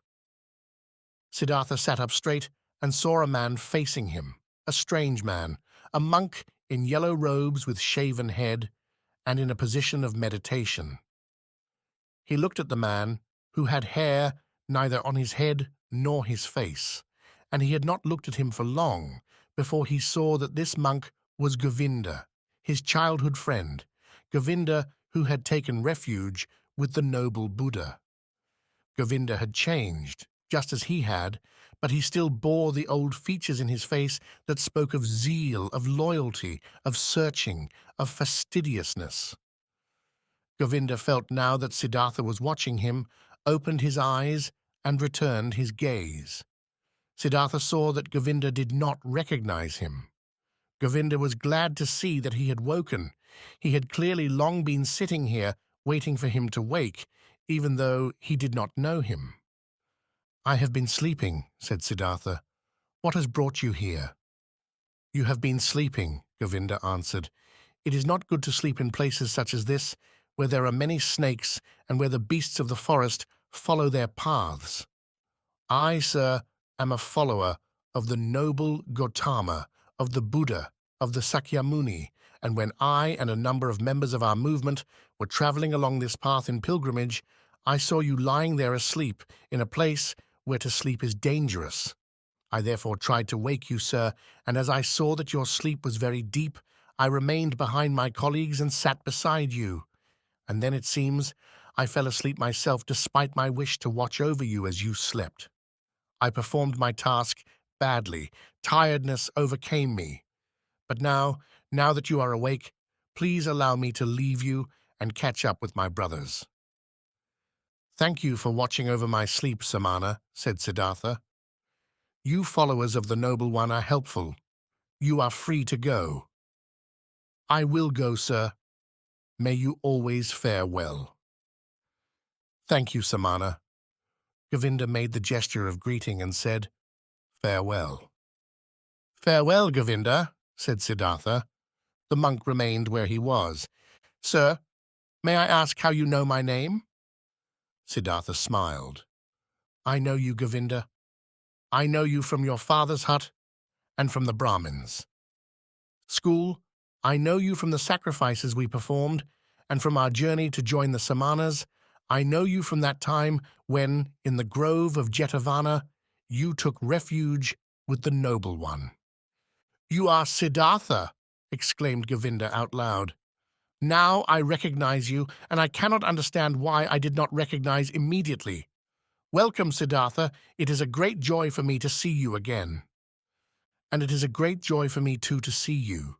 It was you who watched over me as I slept, and I thank you again for it, although I had no need of anyone to do so. Where are you going, my friend?" "I am not going anywhere. We monks are always traveling, except in the rainy season. We always move from place to place. We live according to our rules. We spread out teachings, accept alms, and then we move on. It is always so. But you, Siddhartha, where are you going?" Siddhartha said, "It is the same with me as with you, my friend. I am not going anywhere. I am simply traveling. I am on a pilgrimage." Govinda said, "You say you are on a pilgrimage, and I believe you. But, Siddhartha, forgive me. You do not look like a pilgrim. You wear the clothes of a rich man. You wear the shoes of a man of elegance. Your hair smells of scented water. And it is not the hair of a pilgrim, not the hair of a samana." "Yes, my friend, well observed. Your sharp eye sees everything. But I did not tell you I am a samana. I said I am on a pilgrimage, and that is what I am, on a pilgrimage." "You are on a pilgrimage," said Govinda. "I have been going on pilgrimage for many years, but I have never come across a pilgrim like this. There are not many who go on pilgrimage in clothes like this, or in shoes like this, or with hair like this." "I believe you, my friend. But now, today, you have just a pilgrim like this, in shoes like this, with clothes like this. Remember this, my friend, the world of forms is transitory. Our clothes are highly transitory, just like the way we have our hair and the hair itself and our bodies themselves. I am wearing the clothes of a rich man. You are quite right about what you have seen. I am wearing them because I was a rich man, and my hair is like the hair of a libertine or men of the world, because I was a libertine and a man of the world." "And now, Siddhartha, what are you now?" "I do not know. I do not know it any more than you do. I am on a journey. I was a rich man, and now I am not, and nor do I know what I will be tomorrow." "Did you lose all your riches?" "I lost them, or they lost me. I no longer have them." "The wheel of forms spins fast, Govinda. Where is Siddhartha the Brahmin? Where is Siddhartha the Samana? Where is the wealth of Siddhartha? Things that are transitory change fast, Govinda. You know that." Govinda stared long at his childhood friend, his eyes full of doubt. Then, using words that were very polite, he said goodbye and went on his way. With a smile on his face, Siddhartha watched him as he went. He loved him still, faithful Govinda, conscientious Govinda. And how, at that moment, at that magnificent time after such a wonderful sleep permeated with Om, how could he not have loved someone and something? This was the very magic that had taken place in him by the power of Om while he was sleeping. He loved everything. He was filled with joyful love for everything he saw. It was also the reason, it seemed to him now, why he had earlier been very ill and unable to love anything or anyone. With a smile on his face, Siddhartha watched the monk as he went. He felt much stronger after his sleep, but he was nonetheless painfully hungry, as he had not eaten for 2 days, and the time was long past when he had been hardened against hunger. With some sorrow, but also with laughter, he thought about that time. In those days he remembered he had boasted of 3 things to Kamala, 3 noble and invincible arts that he had mastered: fasting, waiting, thinking. These were his possessions, his power and his skill, his firm and trusty staff. These 3 arts were what he had learned. In the hard-working and arduous years of his youth, these and no others. And now he had abandoned them. Not one of them was in his possession any longer. Not fasting, not waiting, not thinking. He had thrown them away for the most miserable of desires, for the most short-lived, for sensual pleasure, for affluence, for riches. They had rarely done him any good, and now it seemed he really had become one of the childlike people. Siddhartha thought about his position. Thinking came hard to him. There was nothing in him that wanted to do it, but he forced himself. Now, he thought, as all these transitory things have slipped away from me, now I stand here under the sun again, as I did before when I was a small child. There is nothing that belongs to me. There is nothing I can do, nothing I am capable of doing. There is nothing I have learnt. This is wonderful. Now, when I am no longer young, when my hair is already half grey, when my strength is beginning to fade, now is the time for me to start again from the beginning and be a child again. His fortunes had indeed been odd. He had been on a downward path, and now he stood in the world once again, penniless and naked and stupid. But he was unable to feel any concern about this. No, he even felt a strong urge to laugh at himself, to laugh at this bizarre, ridiculous world. "You're on a downward path," he said to himself, and laughed about it. And as he spoke, his glance fell on the river, and he saw that the river was on a downward path too, always migrating downwards, and as it did so it sang and was gay. He found that very pleasing, and he gave the river a friendly smile. Was this not the river in which he had wanted to drown himself, sometime in the past, 100 years ago, or had he dreamt it? My life truly has been wonderful, he thought. Wonderful are the varied courses it has taken. As a boy, I had nothing to do with anything but the gods and making sacrifices to them. As an adolescent, I had nothing to do with anything but asceticism. With thinking and meditation, I sought to find Brahman, venerated the eternal in Atman. As a young man, though, I followed the path of penitence, lived in the forest, suffered heat and frost, learnt to hunger, taught my body to die away. It was wonderful when, at that time, knowledge came to me through the teachings of the great Buddha. I felt knowledge of the unity of the world, felt it flow within me like my own blood. But I had to go on my way even from the Buddha and that great knowledge. I went on and learnt the joy of love from Kamala, learned business skills from Kamaswami, accumulated money, wasted money, learned to love my stomach, learned to flatter my senses. It took me many years to lose my spirit, to lose the ability to think, to forget unity. Is it not so that I went slowly and by circuitous routes from being a man to being a child, from a thinking being to a childlike being? This was a very good way, though, and the bird within my breast did not die. But what a way it was! There was so much stupidity, so much vice, so much folly, so much disgust and disappointment and misery that I had to go through before simply becoming a child again and to be able to start anew. But it was the right way. My heart tells me yes. My eyes laugh about it. I had to experience doubt. I had to sink down to that most foolish of thoughts, the thought of suicide, before I could experience mercy, before I could hear Om again, before I could sleep properly again, and before I could wake properly again.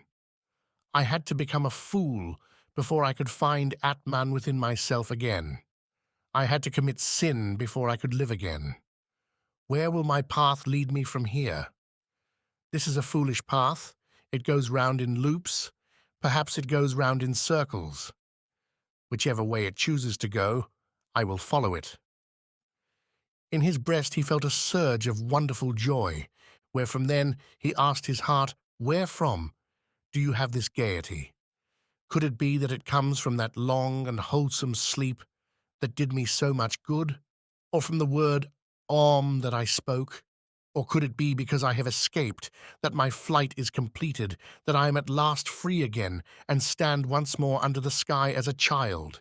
I have escaped, I have become free, and it is so good. How pure and lovely the air is here, how good to breathe it. There, the place whence I escaped, everything smelt of ointment, of spices, of wine, of excess, of lethargy. How I hated this world of the rich, of the world of luxury, the world of gamblers. How I hated myself for staying so long in this dreadful world. How I hated myself, robbed myself, poisoned and tortured myself. How I made myself old and bad-tempered. No, I will never again delude myself as I so much used to like doing, never again think that Siddhartha is a wise man. But this is something it was right to do. This is something that pleases me. This is something for which I should praise myself, that I have put an end to this self-hatred, to this life of folly and barrenness. I praise you, Siddhartha. After so many years of folly, you have once again had an idea. You have done something. You have heard the birds singing in your breast, and you have followed him. Thus he praised himself, had pleasure in himself, listened with curiosity to his stomach, which was rumbling with hunger. In the last few days he felt he had tasted pain, he had tasted sorrow. He had tasted them completely and thoroughly. He had eaten them totally to the point of doubt and of death, and then he had spat them out. It was good so. He could have remained much longer with Kamaswami, making money, wasting money, filling his belly and letting his soul go thirsty. He could have lived much longer in this soft, well-cushioned hell if this had not happened. That moment of perfect doubt and despair, that moment when he was at such an extreme that he hung over the flowing water and was ready to destroy himself. He had felt doubts and the deepest disgust, but had not succumbed to them. The bird within him. That was his voice, and his source of gaiety was still living, and this filled him with joy. This brought him to laughter. This made his face, under his grey hair, beam. It is good, he thought, to experience everything you need to know yourself. I learned as a child that wealth and worldly pleasures are not good. It is something that I have long known, but only now experienced. And now I know it not only in my thoughts, but with my eyes, with my heart, with my stomach. It is good for me that I know it. He thought long about his transformation. He listened to the bird as it sang for joy. Had this bird within him not died? Had he not felt its death? No, it was something else within him that had died, something that had long been yearning for death. Was it not this, that in his earlier years of fervent penitence he had wanted to kill off?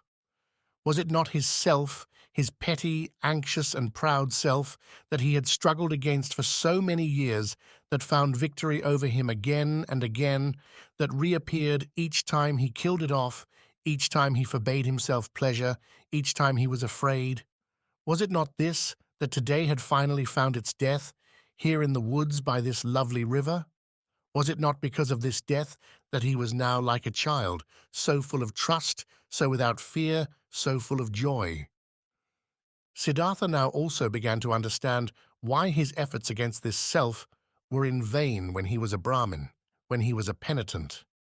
He had been hindered by too much knowledge, too much of the holy verses, too many rules of sacrifice, too much castigation, too much doing, and too much striving. He had been full of pride. He had been always the cleverest, always the keenest, always one step ahead of the others, always the one who knew, the one who was spiritual, always the priest or the wise man. His self had crept into this priesthood, into this pride, into this spirituality. It sat firmly there and grew while Siddhartha thought he was destroying it with fasting and penitence. Now he could see it, and he saw that the secret voice had been right, that no teacher could ever have removed this self. That is why he had had to go out into the world, to lose himself in fun and power and women and money, had had to be a businessman, a gambler, a drinker, and to be greedy, till the priest and the samana within him were dead. That is why he had had to continue to endure these years of loathsomeness, to bear the disgust, the emptiness, the meaninglessness of a life that was lost and barren, right till the end, till the bitter doubt, till Siddhartha the Sybarite, Siddhartha the greedy, was even ready to die. He did die. A new Siddhartha awoke from that sleep. Even he would grow old. Even he would have to die one day. Siddhartha was impermanent. Every form was impermanent. But today, he was young, he was a child, and the new Siddhartha was full of joy. These were his thoughts. He listened with a smile to his stomach, listened with gratitude to a buzzing bee. He looked happily into the river as it flowed. Water had never been so pleasing to him as this water. He had never been so strongly aware of the beauty of water, of its voice, of what it represents. The river seemed to have something special to say to him, something he still did not know, something still waiting for him. This was the river where Siddhartha had wanted to drown himself.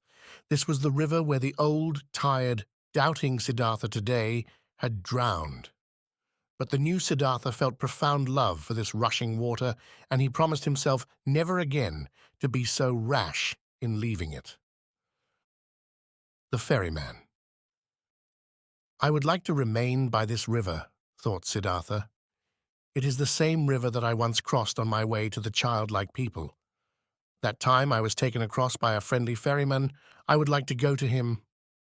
It was from his hut that my way once led out into a new life, a life which now has become old and dead.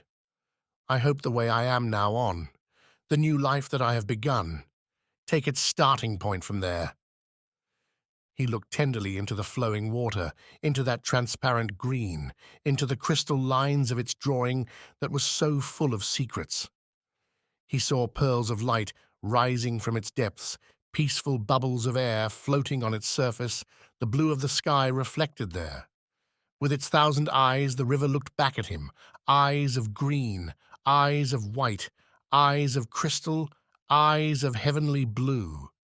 How he loved this water, how it delighted him, how he was grateful to it. In his heart, he heard the newly woken voice speak, and it said to him, "Love this water, stay beside it, learn from it." Oh yes, he did want to learn from it, he did want to listen to it. Whoever understood this water and its secrets, it seemed to him, would also have understanding of many other things, many secrets, all secrets. Of the river's secrets, however, he saw today just one, and it was understood by his soul. He saw this water flowed and flowed. It never ceased to flow, but was nonetheless always there. It was always and for all time the same, yet each glance at it showed something new. Whoever could grasp this would understand it. He understood, but could not grasp it. He felt no more than the rising of some vague notion, a distant memory, voices of gods. Siddhartha stood up, for the power of hunger in his body was becoming unbearable. He walked on, not caring whither he went. He followed the path along the riverbank as it led him upstream. He listened to its flow, listened to growling hunger in his body. When he reached the place where the ferry made its crossings, he found the boat lying ready, and standing in it was the same ferryman who had once taken the young Samana across. Siddhartha recognized him, though he too was greatly altered. "Would you like to take me across?" he asked. The ferryman, astonished to see such an elegant man traveling alone and on foot, accepted him into the boat and pushed off from the bank. "You have chosen a nice life for yourself," said the passenger. "It must be nice to have a life beside this water every day and to travel on it." "It is very nice, sir," said the oarsman, smiling as he rowed, "just as you say. But is not every life nice? Is not every job a good job?" "You could well be right, but I still envy you your job." "Oh, you would soon become tired of it. It is not a job for a gentleman in fine clothes." Siddhartha laughed. "This is not the first time today that I have been judged by the clothes I wear, judged and mistrusted. Ferryman, would you not like to take these clothes from me? They have become burdensome to me, and I think you already know I have no money to pay your fare." "The gentleman is joking with me," the ferryman laughed. "I am not joking, my friend. Listen. You have once before carried me across the water in your boat, and you did it for the love of God. Do the same today, and accept my clothes in return." Does the gentleman mean to continue his journey without clothes? Oh, most of all, I would like not to continue my journey at all. Most of all, ferryman, I would like you to give me an old loincloth and take me on as your assistant, or rather, as your apprentice, for I would need first to learn how to handle the boat. The ferryman stared long and quizzically at the stranger. "Now I recognize you," he said at last. "You slept in my hut once. That was long ago. It must be more than 20 years. You were taken over the river by me, and we took leave of each other as good friends. Were you not a Samana? I can't think what your name is anymore." "My name is Siddhartha, and I was a Samana the last time you saw me." "Welcome, Siddhartha. My name is Vasudeva. I hope you will again be my guest today and sleep in my hut and tell me all about where you have come from and why your fine clothes are such a burden to you." They had reached the middle of the river, and Vasudeva pulled harder on the oars in order to overcome the current. He worked quietly with his powerful arms and with his eye on the bow. Siddhartha sat and watched him and remembered how, once before, in the last days of his time as a Samana, love for this man had arisen in his heart. He accepted Vasudeva's invitation with gratitude. When they reached the bank, Siddhartha helped him to tether the boat, and the ferryman invited him into the hut, where he offered him bread and water, and Siddhartha ate hungrily, and he ate hungrily of the mangoes that Vasudeva offered him. The sun had begun to set, and they went to sit on a tree trunk at the side of the river, where Siddhartha told the ferryman about where he was from and what his life had been, about how he had seen it before his eyes that day in his moment of doubt. His story continued late into the night. Vasudeva listened with great attention. He took in all that he heard, his origin and childhood, all that learning, all that seeking, all that joy, all that suffering. This was one of the ferryman's greatest virtues. Few knew how to listen as well as he. Vasudeva would not say a word, but the speaker would sense how he allowed the words to enter into him. Quiet, open, patient, never losing a word, never waiting impatiently for a word, never offering praise nor censure, simply listening. Siddhartha was aware of what good fortune it was to have the company of a listener such as this, one into whose heart he could sink his own life, his own searchings, his own sorrows.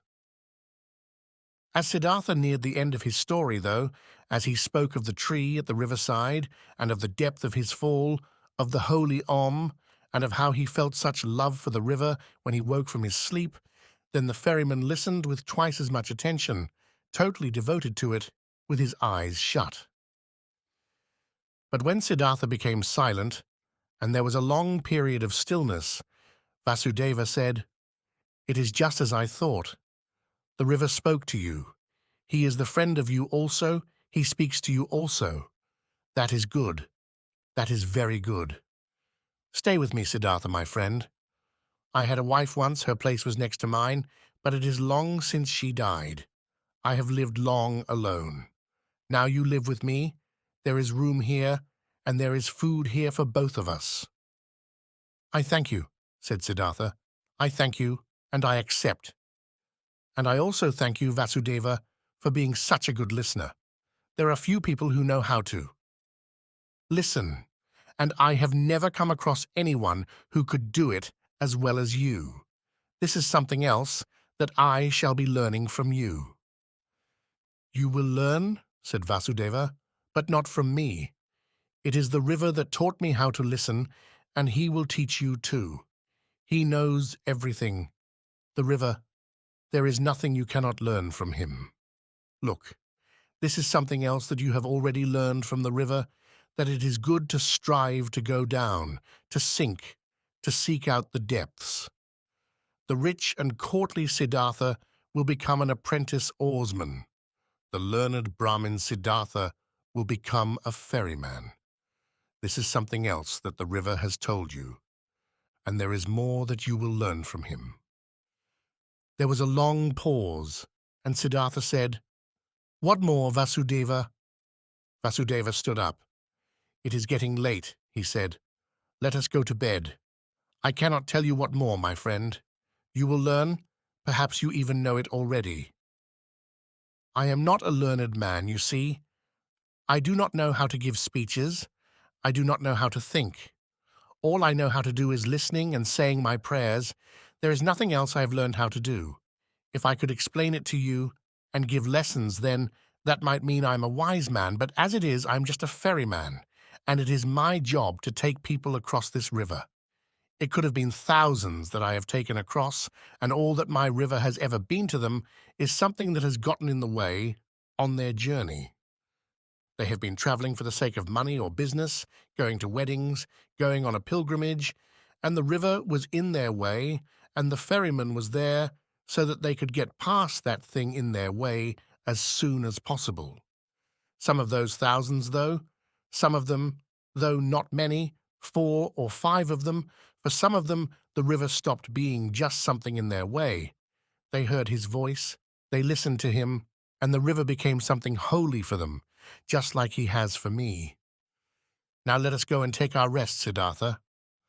Siddhartha remained with the ferryman and learned how to operate the boat, and when there was no ferry work to do, he would work with Vasudeva in the rice field, gathering wood, picking the fruits of the plantain trees.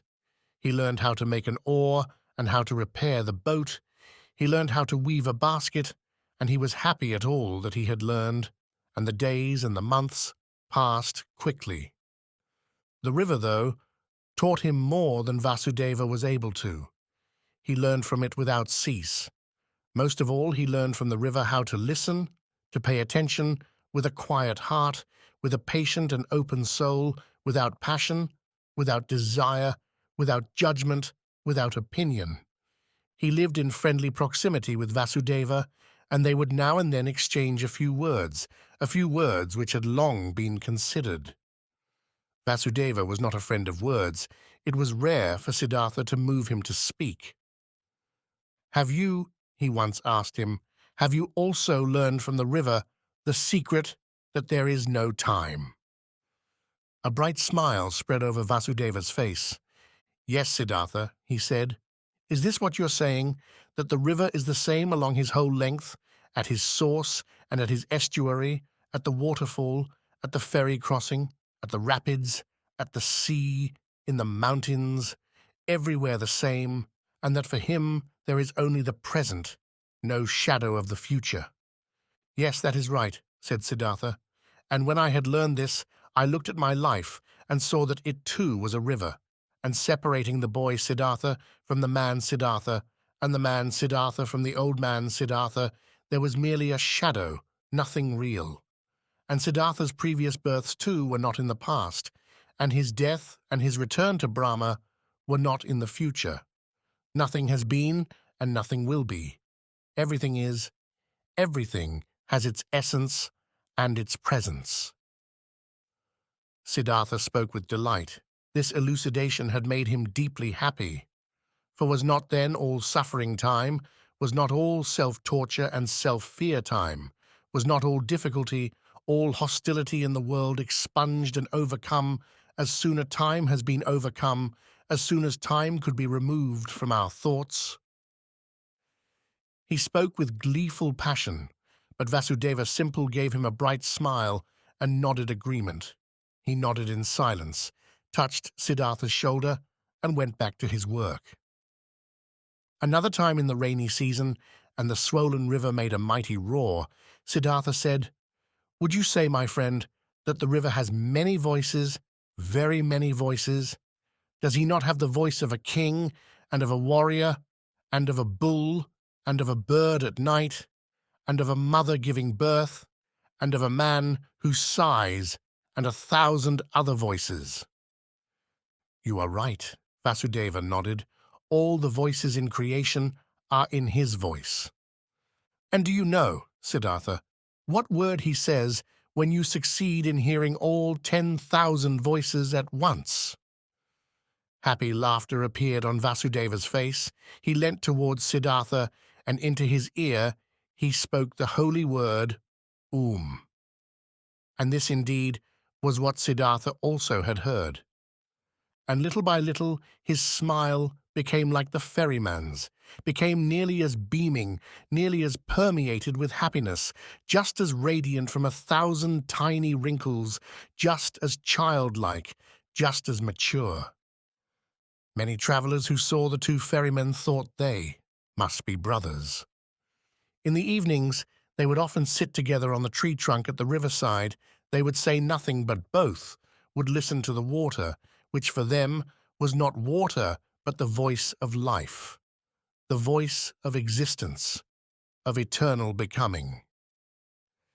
Sometimes, as the two of them listened to the river together, they would both think of the same things, of a discussion that had taken place 2 days earlier, of one of the travellers whose face and whose destiny occupied them, of death, of their childhood.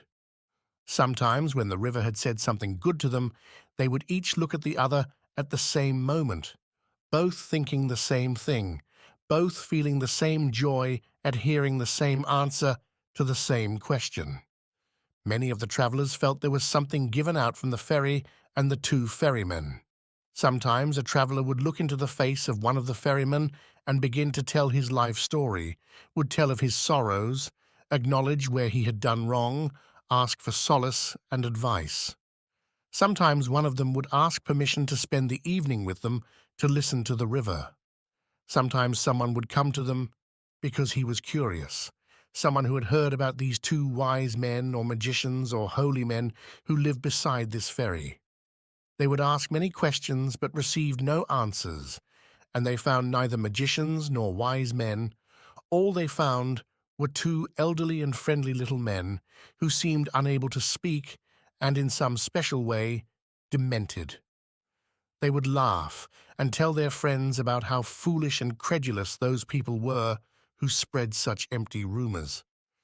The years went by and nobody counted them. One time there came monks on a pilgrimage, disciples of Gautama, the Buddha, and they asked the ferrymen to take them across the river, and the ferrymen learned that they were hurrying back to their great teacher because word was spreading that the noble one was mortally ill and must soon suffer his last death as a human before going to his release.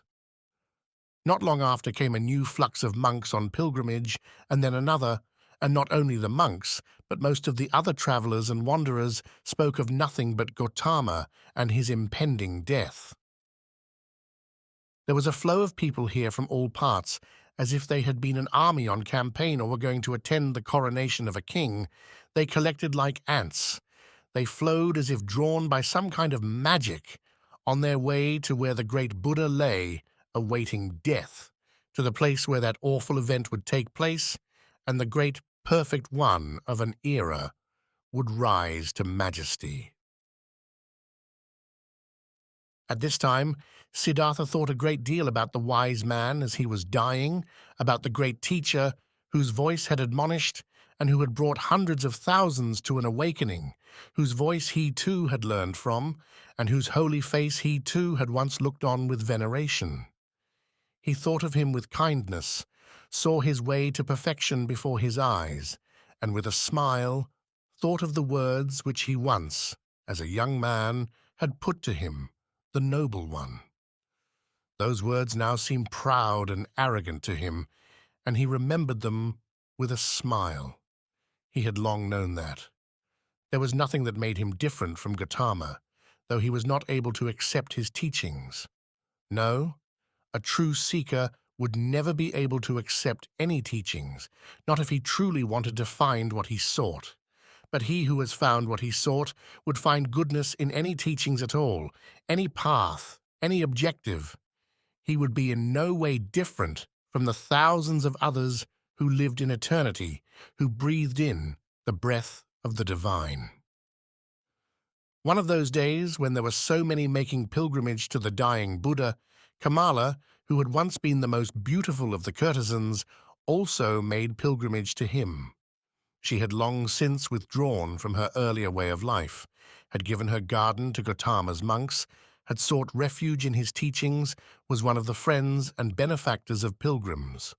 Together with her son, Siddhartha, she had heard news of Gautama's impending death and set out on foot and in simple clothes on her way to him. She was on her way with her little son along the river, but the lad soon became tired. He wanted to go back home. He wanted to rest. He wanted something to eat. He became difficult and whining. Kamala was frequently obliged to rest with him. He was used to imposing his will on her. She had to feed him, had to comfort him, had to discipline him. The boy was unable to understand why he had to go on this sad and arduous pilgrimage with his mother, to go to a place he did not know about, to go to a strange man who was something holy and who lay dying. So let him die. Why should it matter to him? The pilgrims were not far from Vasudeva's ferry when young Siddhartha once more insisted he and his mother should stop and rest. Kamala, too, was tired, and while the lad munched on a banana, she sank to the ground and, with eyes half closed, rested. Suddenly, though, she gave out a piercing scream. The boy looked at her in shock and saw her face pale with horror as out from her dress emerged a small black snake which had just bitten her. The two of them now ran along the path to reach people as soon as they could, and were near the ferry crossing when Kamala collapsed, unable to go any further. But the lad raised a pitiful cry as he kissed and embraced his mother, who added her own voice to the boy's loud calls for help. The sound reached the ears of Vasudeva as he stood by the ferry, and he hurried to Kamala and her son. He took the woman by the arm and carried her into the boat. The boy also ran in, and they were all soon in the hut, where Siddhartha stood at the stove, lighting the fire. He looked up and saw, first of all, the face of the boy, which reminded him, in a way that was both wonderful and reproachful, of something he had forgotten. Then he saw Kamala. He recognized her immediately, even though she lay unconscious in the arms of the ferryman. And now he realized that it was the face of his own son that had so reproached him, and his heart moved within his breast. Kamala's wound was washed, but was already black, and her body was swollen. A healing drink was poured into her. Consciousness returned to her as she lay on Siddhartha's bed in the hut. Siddhartha leant over her, he who had once had such earnest love for her. She thought she was dreaming, and with a smile looked into the face of her friend, slowly began to realize where she was, remembered the snake bite, and called out anxiously for the boy. "He is with you. You need not worry," said Siddhartha. Kamala looked into his eyes. She spoke with a heavy tongue, made clumsy by the venom. "You have grown old, my love," she said. "You have gone gray. But you are just like the young Samana who once came to me in the garden with no clothes and with dusty feet. You are much more like him than you were then, for you have gone away from me and Kamaswami. In your eyes you are just like him, Siddhartha. Oh, I too have grown old, old. Did you still recognize me?" Siddhartha smiled. "I recognized you immediately, Kamala, my love." Kamala pointed to her boy and said, "Did you recognize him too? He is your son." Her eyes became erratic and fell shut. The boy wept. Siddhartha took him on his knee, let him cry, stroked his hair, and as he looked at the child's face, a Brahmanic prayer that he had once learned came to his mind, one that he had learned when he himself was a lad. Slowly, with melodic voice, he began to say it. The words flowed into him from the past, from his childhood. Affected by his sing-song, the boy became quiet, sobbed now and then fell asleep. Siddhartha put him down on Vasudeva's bed. Vasudeva stood at the stove, cooking rice. Siddhartha threw him a glance, which he returned with a smile. "She's dying," said Siddhartha quietly. Vasudeva nodded. The light of the fire in the stove ran over his friendly face. Kamala became conscious once again. Her face was twisted with pain. Siddhartha's eye could read the pain on her mouth, on her pale cheeks. He read it in silence, watching, waiting, immersed in her suffering. Kamala felt it. Her eyes sought his. Looking at him, she said, "I can see now that your eyes have changed. They have become quite different. How is it that I can still see that you are Siddhartha? You are Siddhartha, yet you are not." Siddhartha said nothing. His eyes looked into hers in silence. "Have you achieved it?" she asked. "Have you found peace?" He smiled and laid his hand on hers. "I can see it," she said. "I can see it. I will find peace too." "You have found peace," said Siddhartha in a whisper. Kamala looked steadily into his eyes. She thought of how she had intended to make pilgrimage to Gautama in order to see the face of a perfect one, in order to breathe in his peace. And now, instead of finding Gautama, she had found Siddhartha. And it was good so, just as good as if she had seen Gautama. She wanted to tell him so, but her tongue would no longer do as she wished. She looked at him in silence, and he saw in her eyes how her life was fading. When her final pain filled her eyes, when the final shudder ran through her limbs, he put his finger to her eyelids and closed them. He sat there long, looking at her now lifeless face. He looked long at her mouth, her aged, tired mouth with its lips that now had become thin, and he remembered how once, in the springtime of his years, how he had once compared this mouth with a freshly opened fig.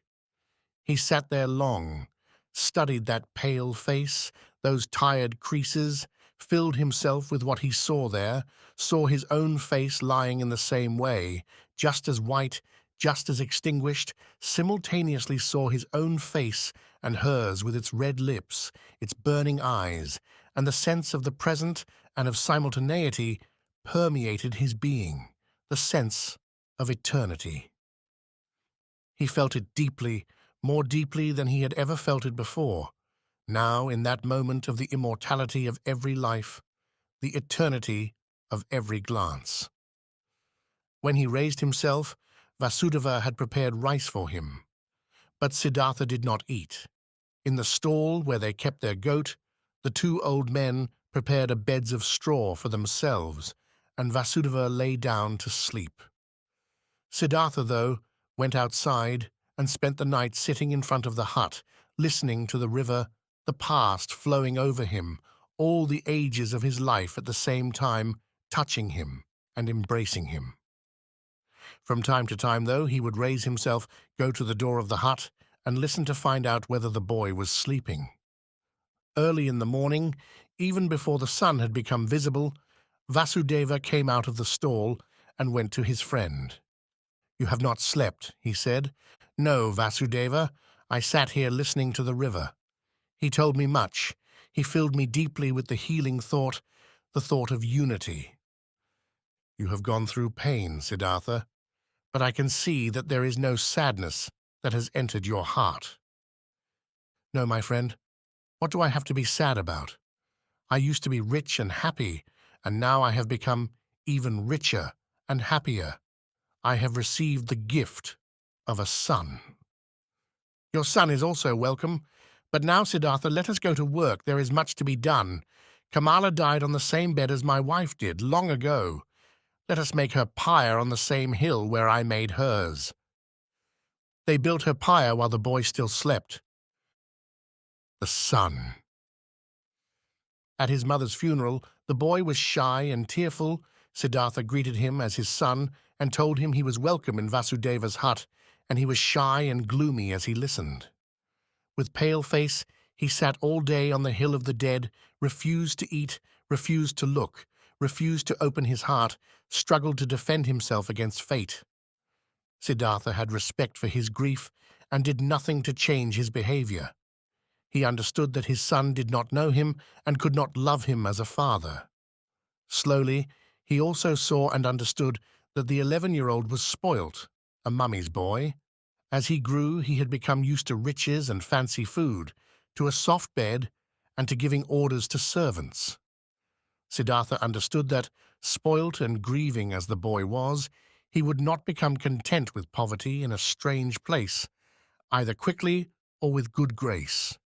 He did not force him, he did many jobs for him, always found the daintiest food for him. He hoped he could slowly win him over by friendliness and patience. He had counted himself rich and happy when the lad came to him. But time flowed by, and the boy continued to be alien and gloomy. He showed a heart that was proud and truculent, wanted to do no work, showed no respect for his elders, robbed Vasudeva of the fruit on his trees, and so Siddhartha began to understand that it was not peace and happiness that the boy had brought with him, but sorrow and worries. But Siddhartha loved him, and he preferred the sorrow and worries of love over the happiness he had enjoyed without the boy. Since the young Siddhartha had been in the hut, the two old men had taken on separate tasks. Vasudeva had once more taken on the office of ferryman by himself, and in order to be with his son, it was Siddhartha who did the work in the hut and the fields. Siddhartha waited long, through many months, for his son to understand him, for him to accept his love, for him perhaps to return it. Vasudeva waited long, while he watched and waited and said nothing.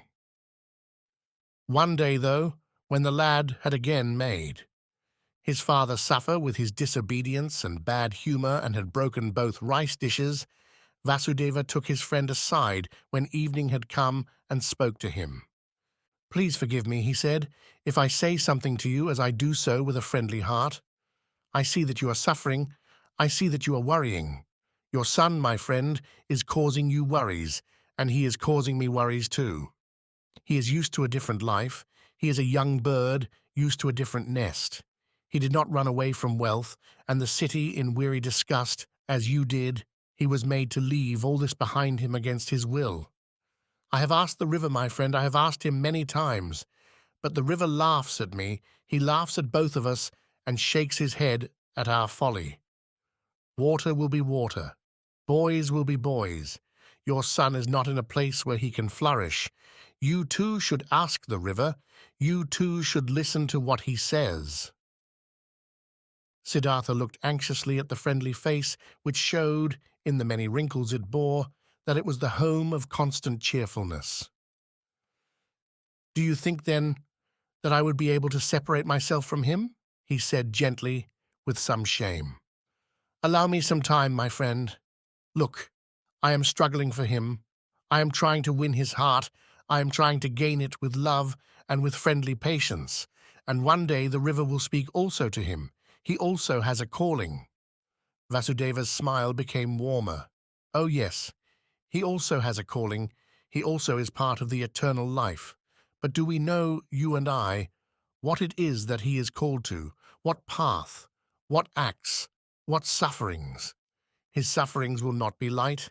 He has a heart that is proud and hard, such as he must suffer greatly, make many mistakes, commit many injustices, burden themselves with many sins.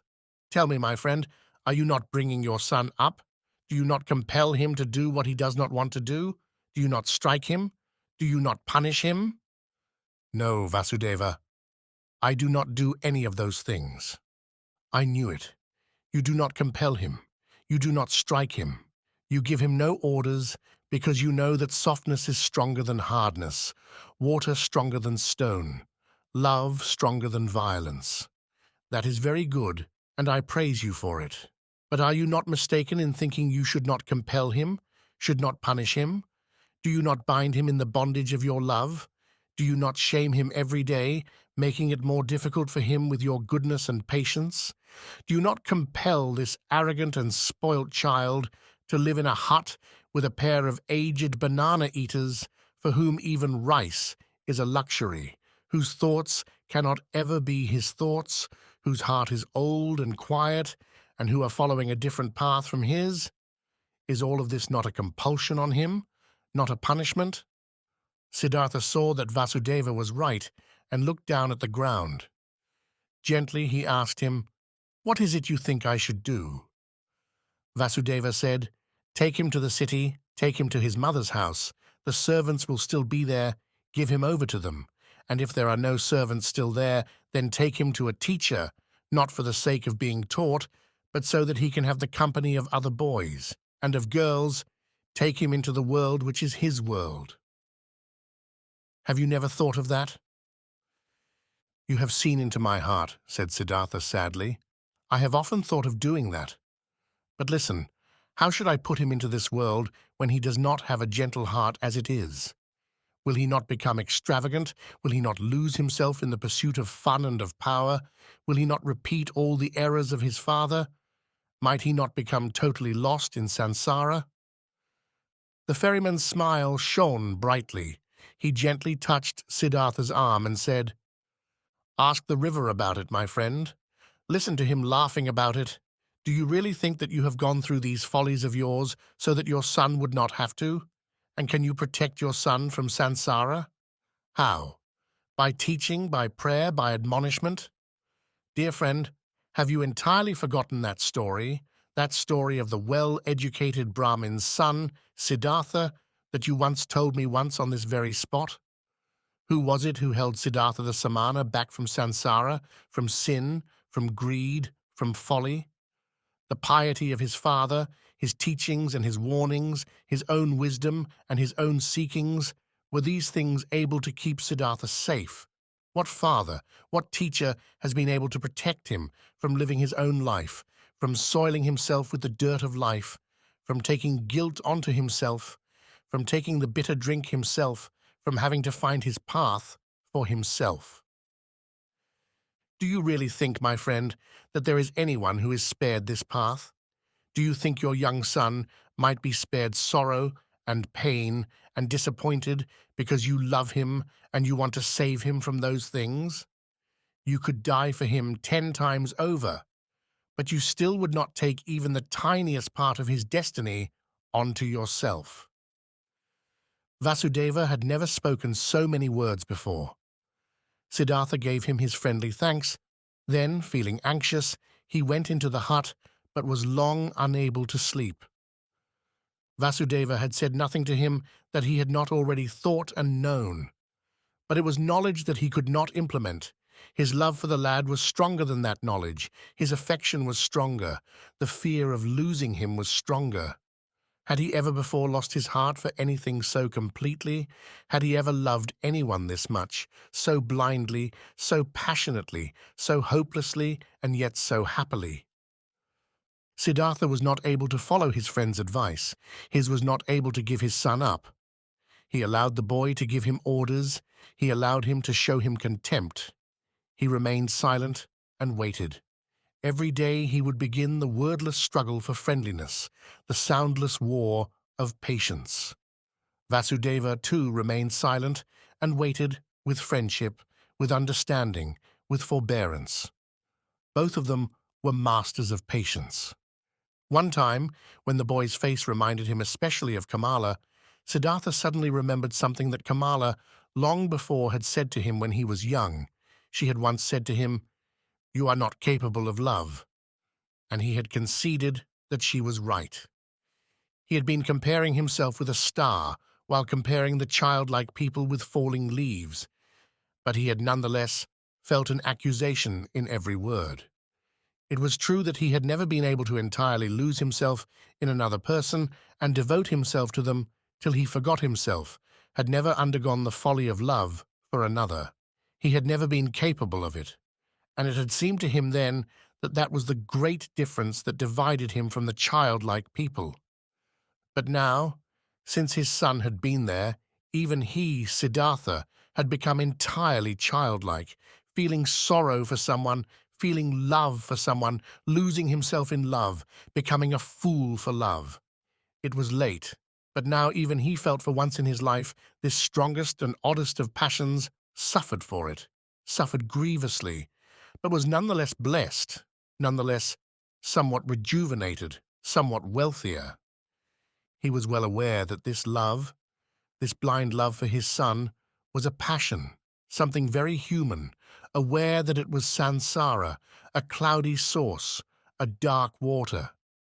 but he felt at the same time that it was not without value, that it was something necessary, that it sprang from its own essence.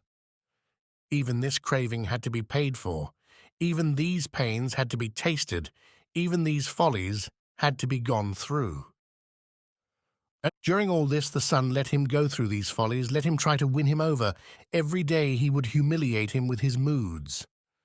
This father of his had nothing that pleased him, and nothing that he would be afraid of. He was a good man, this father, a good, good-natured and gentle man, perhaps a very pious man, perhaps a holy man. But none of these characteristics were anything that could win the boy over. He found his father boring, keeping him prisoner in this miserable hut of his. He was boring, and every time he behaved badly, he would respond with a smile, respond to insults with friendliness, respond to malice with goodness. This was probably the trick of the old creep that he hated most. The boy would rather have had him threaten him and mistreat him. The day came when the young Siddhartha felt it was time to break out, and he turned against his father quite openly. Siddhartha had given him the task of collecting firewood, but the boy did not leave the hut. He stood there in angry defiance, stamped his foot, clenched his fists, and burst out in a fit, screaming hatred and contempt in his father's face. "Get the firewood yourself," he shouted, frothing at the mouth. "I'm not your servant. I'm well aware you never hit me, 'cause you don't dare to. I'm well aware you want to punish me, and make me small with your God-fearingness and your softness. You want me to be just like you, all pious and all gentle and all full of wisdom. But listen, I'm going to make you sorry. I'd rather be a bandit on the roads, rather be a murderer and go to hell than be like you. I hate you. You're not my father, even if you'd been my mother's lover 10 times over." He gushed over with anger and self-pity, spat 100 vapid and spiteful words out at his father. Then the boy ran off and did not come back until late in the evening. But by the following morning, he had disappeared. The little basket, woven of fibers in 2 colors, in which the ferrymen kept all the copper or silver coins they received as passengers' fares, was also missing. Also their boat was missing, which Siddhartha saw lying at the other side of river. The boy had run away. "I will have to go after him," said Siddhartha, who was still shaken from the previous day's tirade by the boy. "A child cannot go through the forest by himself. He will be killed. We need to build a raft, Vasudeva, to get across the water." "We will build a raft," said Vasudeva, "to fetch back our boat that the lad took away. But you should let him go, my friend. He is not a child any more. He knows how to look after himself. He is looking for the way to the city, and he is right. Do not forget that. He is doing what you have failed to do yourself. He is looking after himself. He is following his own path. Oh, Siddhartha, I can see that you are suffering, but the pains you are suffering are pains that could be laughed about, pains that you too will soon laugh about." Siddhartha gave no answer. He already held the chopper in his hand and had begun to build the raft from bamboo wood. Vasudeva helped him to tie them together with rope made of grass. Then they made the crossing, were carried far off course, and on the opposite shore pulled the raft back upstream. "Why have you brought the chopper with you?" asked Siddhartha. Vasudeva answered, "It could be that the rudder of our boat will be missing." But Siddhartha knew what his friend was thinking. He was thinking that the boy will have thrown the rudder away or smashed it in order to take his revenge and to make it harder to follow him. And the rudder was indeed no longer in the boat. Vasudeva pointed to the floor of the boat and looked at his friend with a smile, as if he meant to say, "Do you not see what it is that your son wants to tell you? Do you not see that he does not want to be pursued?" He did not, however, say this in words. He set about making a new rudder, but Siddhartha took his leave and went to search for the fugitive. Vasudeva did nothing to stop him. Siddhartha had long been making his way through the forest before it occurred to him that his search was pointless. On the one hand, he thought, the boy might be a long way ahead of him and had already reached the city, or on the other, if he was still on his journey, he would hide himself from his pursuer. He continued to think about this, and he found that he was not himself worried about his son, for deep within himself he knew he had neither been killed nor faced any danger in the woods. Siddhartha nonetheless hurried on without rest, no longer in order to save his son, but just because there was something he wanted, just in order to have the chance of seeing him again. He continued to hurry forward until he was at the outskirts of the city. Nearby the city, on the broad highway, he reached the entrance to the beautiful pleasure garden which had once belonged to Kamala, where he had seen her for the first time carried on her litter, and there he stopped. The memory rose up in his soul, and he once more saw himself standing there, a young and naked Samana, bearded and with hair full of dust. Siddhartha stood there long, looking in through the open gate into the garden where monks in yellow robes walked about under the beautiful trees. He stood there long, thinking, seeing pictures, listening to the story of his life. He stood there long, watching the monks, and instead of seeing them, he saw the young Siddhartha, saw the young Kamala as she moved about under the lofty trees. He saw himself clearly, how Kamala made him her guest, how he accepted her first kiss, the pride and contempt he felt as he looked back on his life as a Brahmin, the pride and greed with which he began his secular life. He saw Kamaswami, saw the servants, saw the wild parties, the gamblers with their dice, the musicians. He saw Kamala's songbird in its cage. He lived through all this once again. He breathed samsara.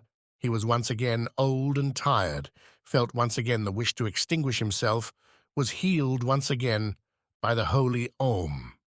He stood long at the gateway into the garden until he saw that it was a foolish wish that had driven him to this place, that he was unable to help his son, that he should not stay too attached to him. He felt his love for the fugitive deep in his heart, like a wound, and at the same time he saw that the wound had not been given to him for him to dig at it, but that it would blossom and had to shine. It made him sad that by this time the wound still had not blossomed, still did not shine. Instead of having an objective for his wishes, the objective that had drawn him to this place in pursuit of his runaway son, he now had nothing. Disheartened, he sat down, felt something die within his heart, felt the emptiness, saw nothing to bring him joy, nothing to be his objective. He sat there deep in thought and waited. This was what he had learned at the riverside, just this, to wait, to be patient, to listen. And he sat and listened. In the dust of the road, he listened to his sad and tired heart. He waited for a voice. He remained there for many hours, crouched and listening. He saw no more pictures. He sank into emptiness, allowed himself to sink, and saw no path to follow. And when he felt the wound burning, he would silently utter Om, would fill himself with Om. The monks in the garden saw him, for he crouched there for many hours, and on his grey hair the dust accumulated. One of them came to him and put 2 bananas down in front of him. The old man did not see him. He was woken from this stupor by a hand shaking his shoulder. He recognized this gentle and tentative movement straight away and came out of his state. He stood up and greeted Vasudeva, who had come after him. And as he looked into Vasudeva's friendly face, into those cheerful little eyes surrounded by many laughter wrinkles, he smiled too. Now he saw the bananas lying in front of him, lifted them up, gave one to the ferryman, and ate the other one himself. Then he and Vasudeva went in silence back into the wood and back to their home at the ferry point. Neither spoke of what had happened that day, neither spoke the name of the lad, neither spoke of his flight, neither spoke of the wound. In the hut, Siddhartha lay down on his bed, and a little while later, when Vasudeva came to him to offer him a cup of coconut milk, he found he was already asleep. AOM. The wound continued to cause pain. Siddhartha had to take many travelers across the river who had a son or a daughter with them, and there was not one of them whom Siddhartha did not look on with envy, and he would think, there are so many thousands who have this noblest of happiness. Why do I not? Even evil people, even thieves and robbers, have children whom they love and who are loved by them, and I alone do not have. This was the simplicity of his thoughts at that time, so lacking in understanding, so similar had he become to the childlike people. He no longer looked on people in the way he had done, less clever, less proud, but with more warmth, more curiosity, more concerned. When he carried people who were normal, child people, businessmen, soldiers, women, these people did not seem as alien to him as they had done previously. He understood them, he shared the life they led, a life which was not directed by thoughts and insights, but solely by drives and wishes. He felt he was the same as they were. He was now near liberation, though he still suffered from the wound which was still fresh. These people seemed to him nonetheless to be his brothers. These childlike people, with all their vanities, their greed and their ridiculousness, no longer seemed ridiculous. They had become understandable, become deserving of love, even, it seemed to him, become venerable. The blind love of a mother for her child, the stupid blind pride of an overproud father for his only little son, the vanity of a young woman who has a blind, wild wish for more jewelry and for admiration in the eyes of men, all these drives, all this childishness, all these simple drives and greeds which were so foolish but so monstrously strong, strong for life, strong enough to make themselves felt. For Siddhartha now, these drives and greeds were no longer childish. He saw how they gave people life. He saw how people could achieve the infinite, how they could go on journeys, wage war, bear infinite sorrows, and he was able to love them for it. He saw life, he saw the living, he saw the indestructible, he saw Brahman in all their sorrows and all their actions. These people had a faith that was blind. Blind was their strength and their tenderness, and that made them deserving of both love and of admiration. There was nothing they lacked. There was no way that the wise man, the thinking man, was ahead of them except for one detail, one single tiny detail, consciousness, conscious awareness of the unity of all life. And Siddhartha was often in doubt as to whether he should value this knowledge, these thoughts, so highly, whether he would not also like to be as childlike as the thought people, the childlike thought people. In all other respects, the people of the world were the equals of the wise, in many respects far superior, just like animals that do what they have to do with harshness and without error, animals that can seem at many times superior to man. The realization, the knowledge of what wisdom actually is, and of what it was that he had been seeking for so long, was slow to blossom, slow to ripen in Siddhartha. It was nothing more than the readiness of the soul, a capability, a secret talent to think the thought of the One at every moment. In the middle of life, to feel the One, the ability to breathe the One. This was slow to blossom in him. It shone on him back from the childlike face of Vasudeva. Harmony, knowledge of eternal perfection, the world, a smile, the One. The wound, however, still burned. Siddhartha yearned bitterly for his son. He nurtured his love and tenderness in his heart. He allowed the pain to consume him. He went through all the follies of love. This was a flame that would not die away by itself. One day, when the wound was burning fiercely, Siddhartha, impelled by the yearning for his son, crossed the river, disembarked, and wanted to go to the city to seek him out. The river flowed with gentle smoothness. It was the dry time of year, but his voice sounded odd. It was the voice of laughter. It was clearly the voice of laughter. The river was laughing, laughing brightly and clearly at the aged ferryman. Siddhartha stopped and bent towards the water in order to hear it better, and in the smoothly flowing water he saw the reflection of his own face, and this reflection seemed to remind him of something, something forgotten, and as he thought about it, he found it. This face was the same as another face he had once known and loved and feared. It was the same face as his father's, the face of the Brahmin. And he remembered how, long ago as a young man, he had forced his father to let him go and join the penitents, how he had taken his leave of him, how he had left and never gone back. Had his father not suffered the same grief as he now suffered for his own son? Was his father not now long dead, dying alone without ever having seen his son again? Would he not now have to expect the same fate for himself? Was it not a comedy, something peculiar and stupid, this repetition, this running round in circles that would lead only to his fate? The river was laughing. It was true. Everything came back to you that had not been endured to the end, and resolved. The same pains would be suffered again and again. But Siddhartha got back into the boat and went back to the hut, thinking of his father, thinking of his son, laughed at by the river, in dispute with himself, inclined to doubt, and no less inclined to join in with the laughter at himself and at the whole world. But the wound had still not matured into blossom.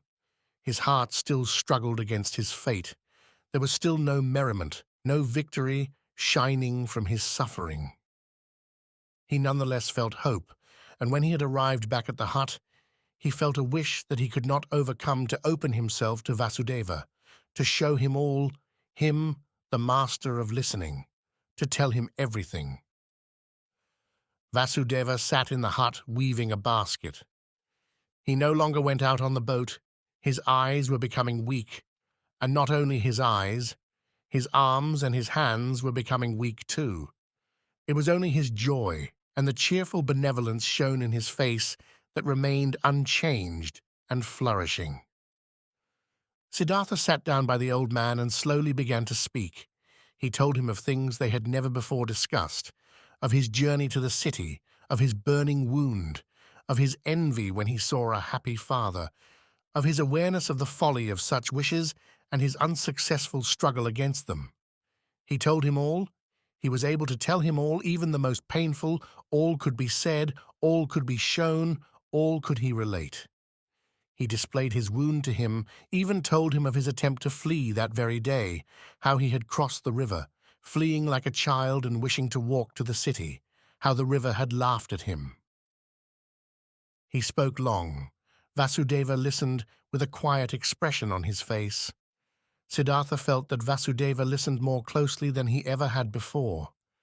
He felt how his pain, his anxieties flowed over to him, how his secret hopes flowed over to him, how he came across to meet him. To tell this listener about his wounds was the same as bathing them in the river till they became cool and became one with the river. As he continued to speak, continued to acknowledge his faults, continued to make his confession, Siddhartha felt more and more that this was no longer Vasudeva, no longer a human being that was listening to him, that Vasudeva, as he sat motionless and listening, was drawing in his confession like a tree draws up rainwater, that Vasudeva, as he sat motionless, was the river himself, that he was God himself, that he was the eternal himself. And as Siddhartha ceased thinking about himself and his wounds, awareness of Vasudeva's changed nature took possession of him. The more he received it and penetrated it, the less wonderful it became, and he saw that all was as it should be, all was natural. He saw that Vasudeva had long been in this state.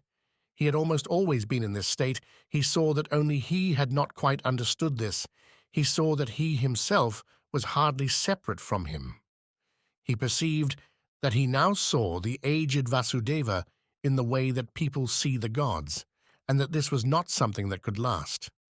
He began, in his heart, to take his leave of Vasudeva, and as he saw these things, he continued to speak. When he had finally finished speaking, Vasudeva raised his eyes, friendly but grown somewhat weak, to Siddhartha. He said nothing, but in silence he remained cheerful and shone his love, his understanding, and his wisdom onto him. He took Siddhartha's hand, led him out to their seat at the riverside, sat down with him, and smiled down at the water. "You heard him laughing," he said, "but you did not hear everything. Let us listen. You will hear more." They listened. The song of the river, sung in his many voices, was sweet. Siddhartha looked into the water. Pictures appeared to him in the water as it flowed. His father appeared to him, alone and in mourning for his son. He appeared to himself, alone, and he too was bound in the fetters of longing for his son. His son appeared to him, also alone, as the lad hurried greedily along the burning road of his youthful desire. Each of them was directed to his aim, each of them obsessed with his aim, each of them suffering. The river sang with a voice of sorrow, with yearning it sang, with yearning it flowed towards its aim, its voice was one of lament. Without speaking, Vasudeva looked at Siddhartha, and his look asked, "Do you hear?" Siddhartha nodded. "Hear better," Vasudeva whispered. Siddhartha strained to hear better. The image of his father, the image of himself, the image of his son, flowed in and out of each other. The image of Kamala also appeared and flowed away. The image of Govinda and other images appeared, flowed in and out of each other. Each became a part of the river. Each of them, as a part of the river, strove to reach its aim. Yearning, greedy, suffering.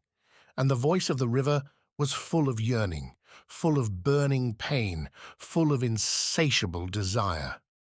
The river strove to reach its aim. Siddhartha saw it rushing, the river that was made up of him and of those who belonged to him and all the people he had ever seen. All the waves and all the water rushed in sorrow to their aim, to their many aims, to the waterfall, to the lake, to the rapids, to the sea. And all the aims were achieved, and each one was followed by another, and water became steam and rose up to the sky. It became rain and poured from the sky. It became a spring, became a stream, became a river, striving for the new, flowing into the new. But the voice of yearning had changed. It could still be heard, full of sorrow, full of searching, but other voices came to keep it company, voices of joy and of sorrow, good voices and bad voices, laughing and mourning, 100 voices, 1,000 voices. Siddhartha listened. By now he was nothing but listener, engrossed in listening, quite empty, sucking in. He felt he had now fully learned how to listen. He had heard all these things many times before, all these voices in the river, but today it sounded new. He could no longer distinguish these countless voices, not the gay from the plangent, not the childish from the manly. They all belonged together, lamentations of yearning, laughter of the wise man, the shout of anger and the groans of the dying. All was as one, all was interwoven and conjoined, interwoven in 1,000 places. And all of this together, all the voices, all the aims, all the yearning, all the sorrows, all the joys, all the good and all the bad, all of this together was the world. All of this together was the events that happened, flowing like the river. All of this was the music of life.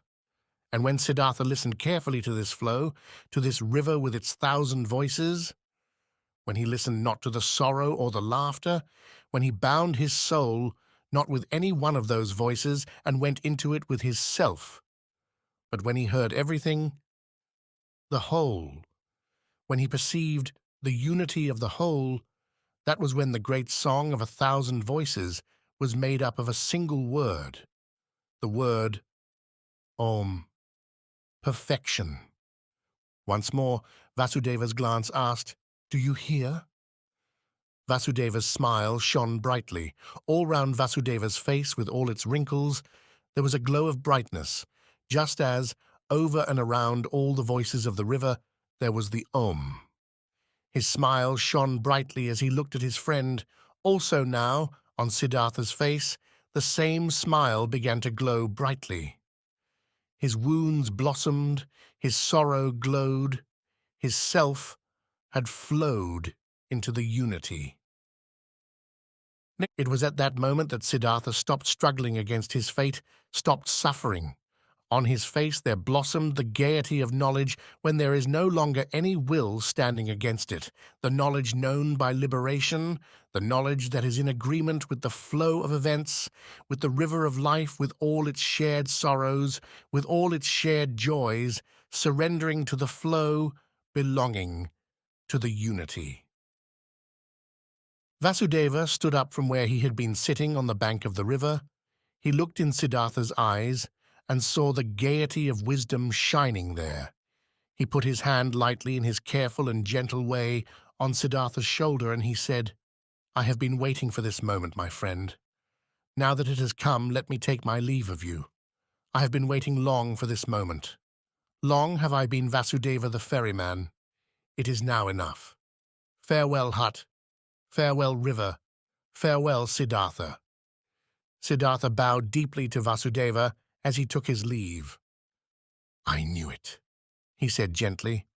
"Will you go into the woods?" Vasudeva's face shone, and he said, "I will go into the woods. I will go into the unity." Still beaming, he went on his way. Siddhartha watched him as he went. With the deepest joy, with the deepest earnestness, he watched him as he went, saw his steps full of contentment, saw his head as it shone, saw his shape full of light. Govinda. Govinda was spending a rest period with other monks in the pleasure garden which the courtesan Kamala had given to the followers of Gautama. He heard there about an aged ferryman who lived by a river about a day's journey away, and whom many regarded as a wise man. When Govinda resumed his walking, he chose to take the path to the ferry, curious to see who this ferryman was. All through his life he had lived according to the regimen of his order, and the younger monks regarded him with veneration because of his age and his modesty, but there was still unrest in his heart and a searching which had not been extinguished. He arrived at the river and asked the old man to take him across. On the other bank, as they stepped out of the boat, he said to the old man, "You have been very good to us monks and pilgrims, and you have taken many of us across the river. Could it be that you too, ferryman, are a seeker of the right path?" Siddhartha showed a smile in his aging eyes and said, "Do you call yourself a seeker, venerable sir, when you are already advanced in years and you wear the robes of a monk of Gautama?" "Yes, I am old," said Govinda, "but I have never stopped searching. I never will stop searching. This seems to be my destiny. And it seems to me that you, too, have been seeking. Would you like to say a word to me, honored one?" "What might I want to say to you, venerable sir?" Siddhartha asked. "Perhaps I should ask you if you are not seeking too hard, or ask if it is your seeking that prevents you from finding." "How do you mean that?" Govinda asked. "When someone is seeking," said Siddhartha, "it is very easy for his eye to see nothing but the thing sought, that he is unable to find, unable to receive into himself anything, because he thinks only of that which he seeks, because he has an objective, because he is obsessed with that objective. Seeking means having an objective, but finding means being free, being receptive, having no objective. It could be, venerable sir, that you are indeed a seeker, for in your efforts to reach your objective, you fail to see many things that are close before your eyes." "I still do not quite understand," Govinda asked. "How do you mean that?" Siddhartha said, "Once before, venerable sir, many years ago, you were beside this river, and you found there a man who was sleeping, and you sat down beside him to watch over him as he slept. But Govinda, you did not recognize this sleeper." Astonished as if bewitched, the monk looked into the ferryman's eyes. "You are Siddhartha?" he asked in timid voice. "Again, I failed to recognize you." "Hearty greetings, Siddhartha. I am heartily glad to see you again. You have changed so much, my friend, and now you have become a ferryman?" Siddhartha gave a friendly laugh. "Yes, Govinda, a ferryman. There are many who have to go through many changes, have to wear many different clothes, and I am one of them, my friend. Welcome, Govinda. Come and stay the night in my hut." Govinda did stay the night in the hut, and he slept in the place which had formerly been Vasudeva's bed. He had many questions to put to his childhood friend. Siddhartha had to recount many episodes of his life to him. The following morning came, and it was time for Govinda to resume his wandering. Govinda said, with some hesitation, "Before I continue my journey, Siddhartha, let me ask you one more thing. Do you have a doctrine? Do you have a belief or a knowledge that you follow and which helps you through life and to do the right thing?" Siddhartha said, "My friend, you know that when I was a young man, living with you and the other penitents in the woods, that I had already begun to mistrust doctrines and their teachers, and so I turned my back on them. I have not changed my view. I have nonetheless had many teachers since that time. There was a beautiful courtesan who was my teacher for a long time, and a rich businessman was my teacher, as well as several gamblers. One time, there was even a wandering disciple of the Buddha who was my teacher. He was on pilgrimage, but he sat beside me while I was asleep in the woods. I learned from him too, and I am grateful to him too, very grateful. But most of all, I have learned from the river here, and from my predecessor, Vasudeva the ferryman. He was a very simple man, Vasudeva. He was not a thinker, but he knew the important things as well as Gautama. He was a perfect man. He was a holy man." "I think you're mocking me again, Siddhartha," said Govinda. "I believe you and I both know that you have never followed any teacher. But even if you have never followed a teacher, have you not had certain thoughts, found certain kinds of knowledge yourself, knowledge which is your own and which have helped you through life? If you would like to tell me something of this, it would bring joy to my heart." "Yes," said Siddhartha, "there are some things that I have thought from time to time, and some things that I have seen. There have been times when, for 1 hour or for 1 day, I have felt there is knowledge within me, just as it is possible to feel life in one's heart. I have had many such thoughts, but I would find it very hard to tell you about them." "Govinda, listen. Here is one of the thoughts that I have found. Wisdom cannot be taught. If a wise man tries to teach wisdom, it will always sound like folly." "Are you joking now?" Govinda asked. "I am not joking. I am saying what I have found. Knowledge can be taught, but not wisdom. It can be found, it can be lived, it can be what carries you, it can work wonders, but it cannot be spoken, and it cannot be taught. This is what I had already begun to suspect when I was young. This is what drove me away from the teachers. I have found a thought, Govinda, a thought that you will again suppose is folly or a joke, but it is the best thought I have. It reads, 'For every truth, the opposite is equally true.' This means that a truth that is one-sided can only ever be spoken. It is encased in words. All that is thought with thoughts and can be spoken in words will be one-sided, all will be half, all will be lacking in wholeness, in roundness, in unity. When the noble Gautama spoke of the world in his teachings, he had to divide it into samsara and nirvana, into delusion and truth, into suffering and liberation. He who wishes to be a teacher has no choice in the matter. There is no other path for him to follow. The world itself, though, that which exists around us and within us, is never one-sided. It is never a person, never an act, never the whole of samsara, and never the whole of nirvana, and a person is never entirely holy and never entirely sinful. It does seem so because we are subjected to delusion and believe that time is something real.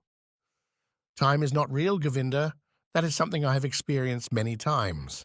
And if time is not real, then the gap that seems to lie between the world and eternity, between suffering and being blessed, between evil and good, is also just delusion. How do you mean that? Asked Govinda with some anxiety. Listen, my friend, listen well. The sinner, such as me, such as you, is a sinner, but he will one day become once more Brahma. He will one day achieve nirvana, will become a Buddha. But now think of this. This one day is delusion. It is only a comparison. The sinner is not on his way to becoming a Buddha. He is not engrossed in any kind of development, even though it is not possible for our thought to imagine these things in any other way. No, the prospective Buddha is already within the sinner, now and today. His future is all already there. Within him, within you, within everyone is that which will be, that which is possible, that which is the hidden Buddha to be honored. The world, Govinda, my friend, is not imperfect, nor is it trapped on a weary road to perfection. No, it has perfection in every glance of the eye. Every sin contains mercy within it. Every little child has the old man within it. Every suckling has death within it. Every dying man has eternal life within him. No man is able to see how far he has progressed along his path by looking at others. Within the thief and within the gambler, the Buddha is waiting. Within the Brahmin, the thief is waiting. In deep meditation, it is possible to remove time and to see all that has been, all that is, and all that will be in one moment, and in that moment all is good, all is perfect, all is Brahman. That is why it appears to me that all that is good, death appears to me as the same as life, sin appears to me the same as holiness, wisdom appears to me the same as folly. Everything has to be thus. Nothing needs anything more than my agreement, more than my will, my loving involvement, and so for me it is good. It can only advance me and can never harm me. I have learned through experience that I needed to sin, body and soul. I needed lust. I strove for more possessions. I was vain, and I needed only the slightest doubt to teach me to give up struggling against these things, to learn to love the world, to stop comparing it with any kind of imaginary world I might have wished for, or any kind of perfection I might have invented. I learned to leave the world as it is, and to love it, and to enjoy being a part of it. These, Govinda, are some of the thoughts that have come into my mind. Siddhartha reached down and picked up a stone from the ground. Then he weighed it in his hand.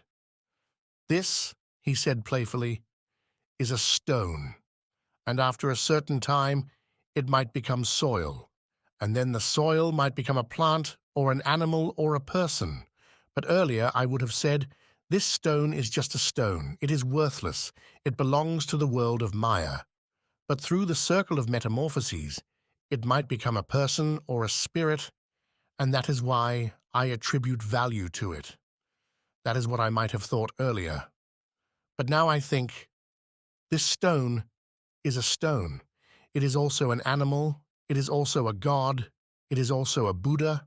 I do not venerate it.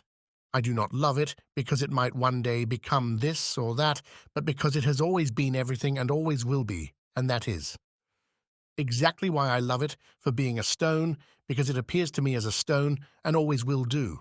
That is why I see value and meaning in each of its veins and each of its hollows, in the yellow, in the grey, in its hardness, in the sound it makes when I tap it, in the dryness or the wetness of its surface.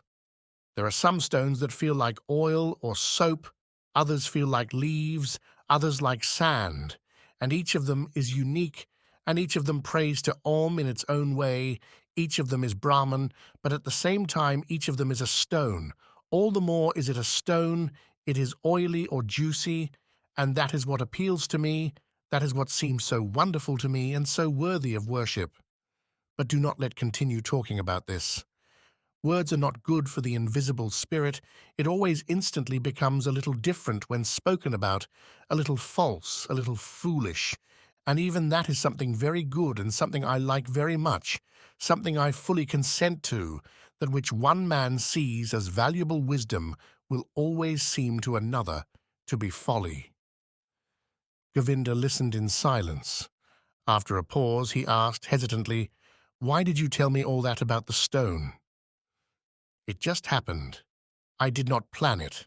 Or perhaps I meant to say that I love this stone and the river and all these things we think about and from which we can learn. I am capable of loving a stone, Govinda, and also a tree or a piece of bark. Those are things, and it is possible to love things, but it is not possible to love words. That is why teachings are not for me. They have no hardness, no softness, no colors, no edges, no smell, no taste. They have nothing but words. Maybe that is what is preventing you from finding peace. Maybe it is all those words. As even redemption and virtue, even samsara and nirvana, are nothing but words, Govinda. There is nothing for nirvana to be. There is only the word nirvana."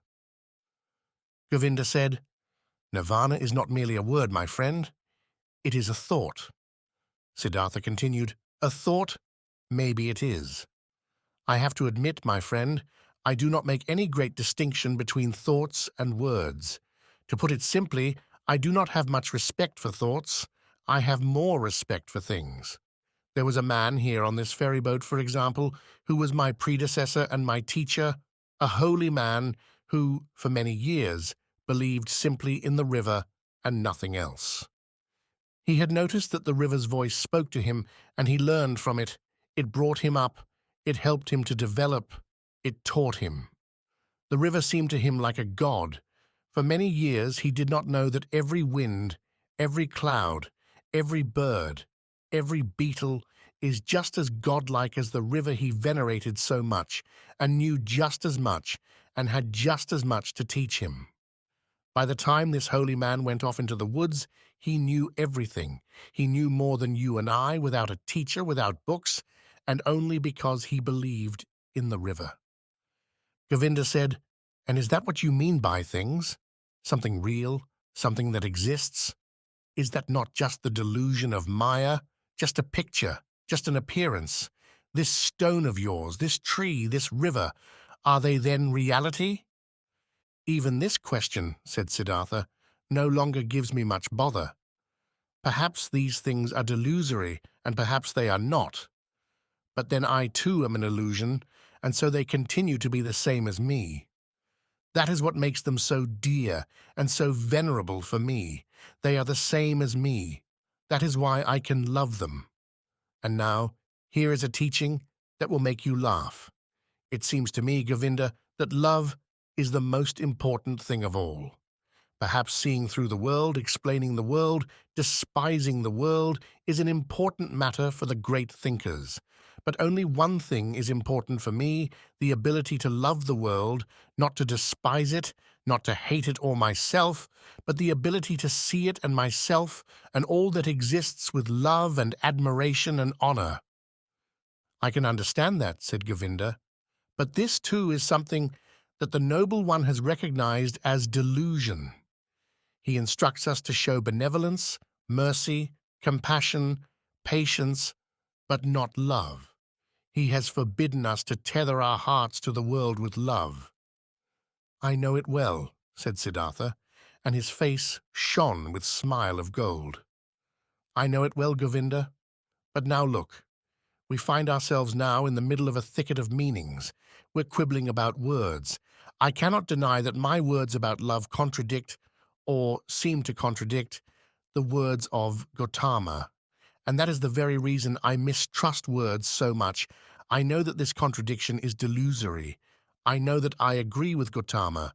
For how could it be that he knew nothing of love, even he who acknowledged the transitoriness of all human existence, acknowledged it in all its nothingness, but nonetheless loved mankind so much that he devoted his long and strenuous life to one thing, to help them and to teach them? And even the things about him, about your great teacher, are more important for me than his words. His actions and his life are more important than what he said. The movements of his hand are more important than his beliefs. I don't see his greatness in what he said or what he thought. I see it only in his actions, in his life. For a long while, the two old men remained silent. Then Govinda began to take his leave of Siddhartha, saying, "Thank you for showing me something of your thoughts, Siddhartha. Some of them are odd, and I'm not able to understand them all straight away. Be that as it may, I give you my thanks and wish you peaceful days." Privately, though, Govinda thought to himself, "This Siddhartha is a wonderful man. These are wonderful thoughts he expresses. His teaching sounds foolish. The pure teachings of the Noble One are different. They are clearer, purer, easier to understand, and contain nothing odd or foolish or ridiculous." But Siddhartha's hands and feet seemed different from his thoughts. His eyes, his brow, his breath, his smile, his greeting, his walk, they all seemed different. Since our Noble One, Gautama, went into nirvana, I have never met anyone about whom I have felt. This is a holy man. He alone, this Siddhartha, is the only one I have found. His teachings may sound odd, his words may sound foolish, but his look and his hands, his skin and his hair, everything about him is radiant with purity, radiant with peace, radiant with gaiety and gentleness and holiness. Not since the recent death of our noble teacher have I seen this on anyone.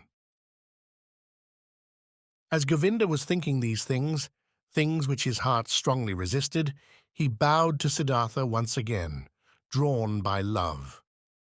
He bowed deeply as Siddhartha sat peacefully.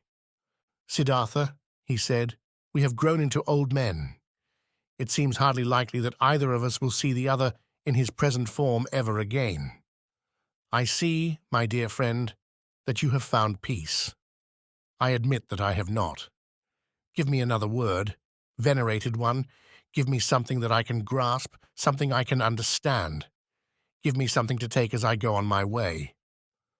My way is often difficult, often dark, Siddhartha."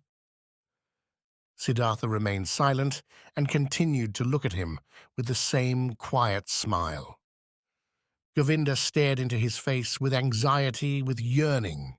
Sorrow and a never-ending search could be read in his expression, a never-ending search without finding. Siddhartha saw it and grinned. "Bow down to me," he whispered gently into Govinda's ear. "Bow down to me here. Yes, closer, very close. Kiss me on the forehead, Govinda."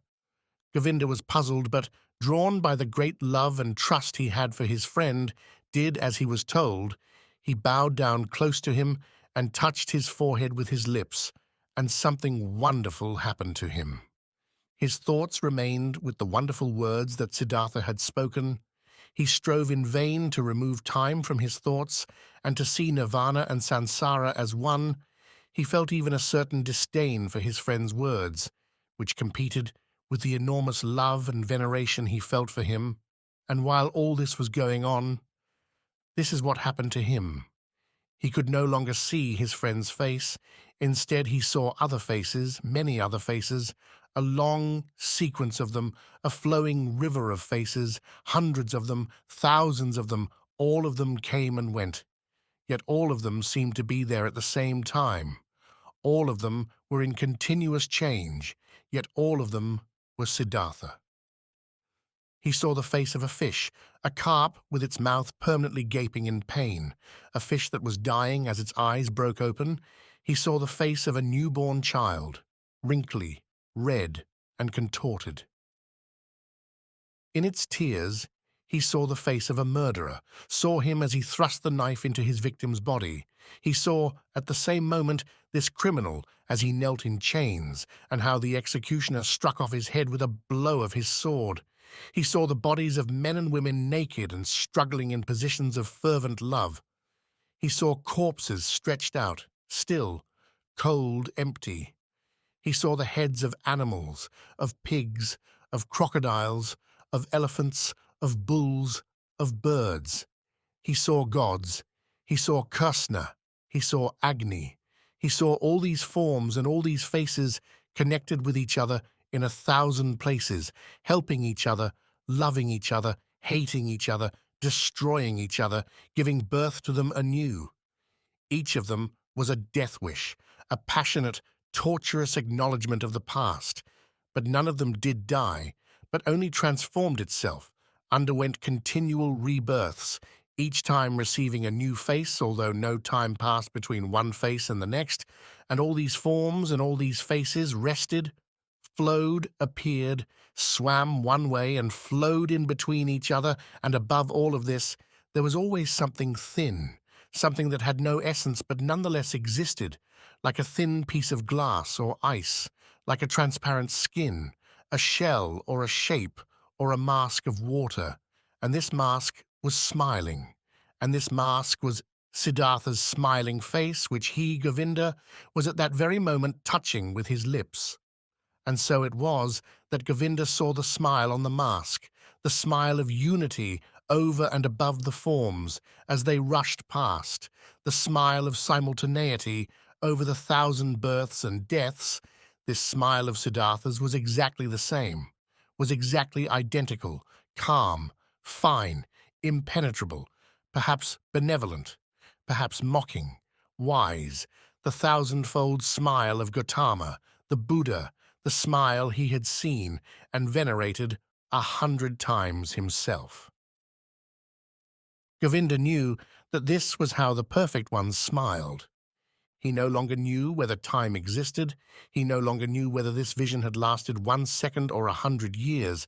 He no longer knew whether a Siddhartha or a Gautama or an I and you existed. It was as if his deepest part had been struck with an arrow from the divine, causing a wound that tasted so sweet. His innermost part was enchanted, was dissolved. Govinda continued to stand there, bent over Siddhartha's quiet face, the face he had just kissed, the face that had just been the theatre for all forms, all becoming, all existence. That face that under its surface had shown the depths of the thousands remained unchanged.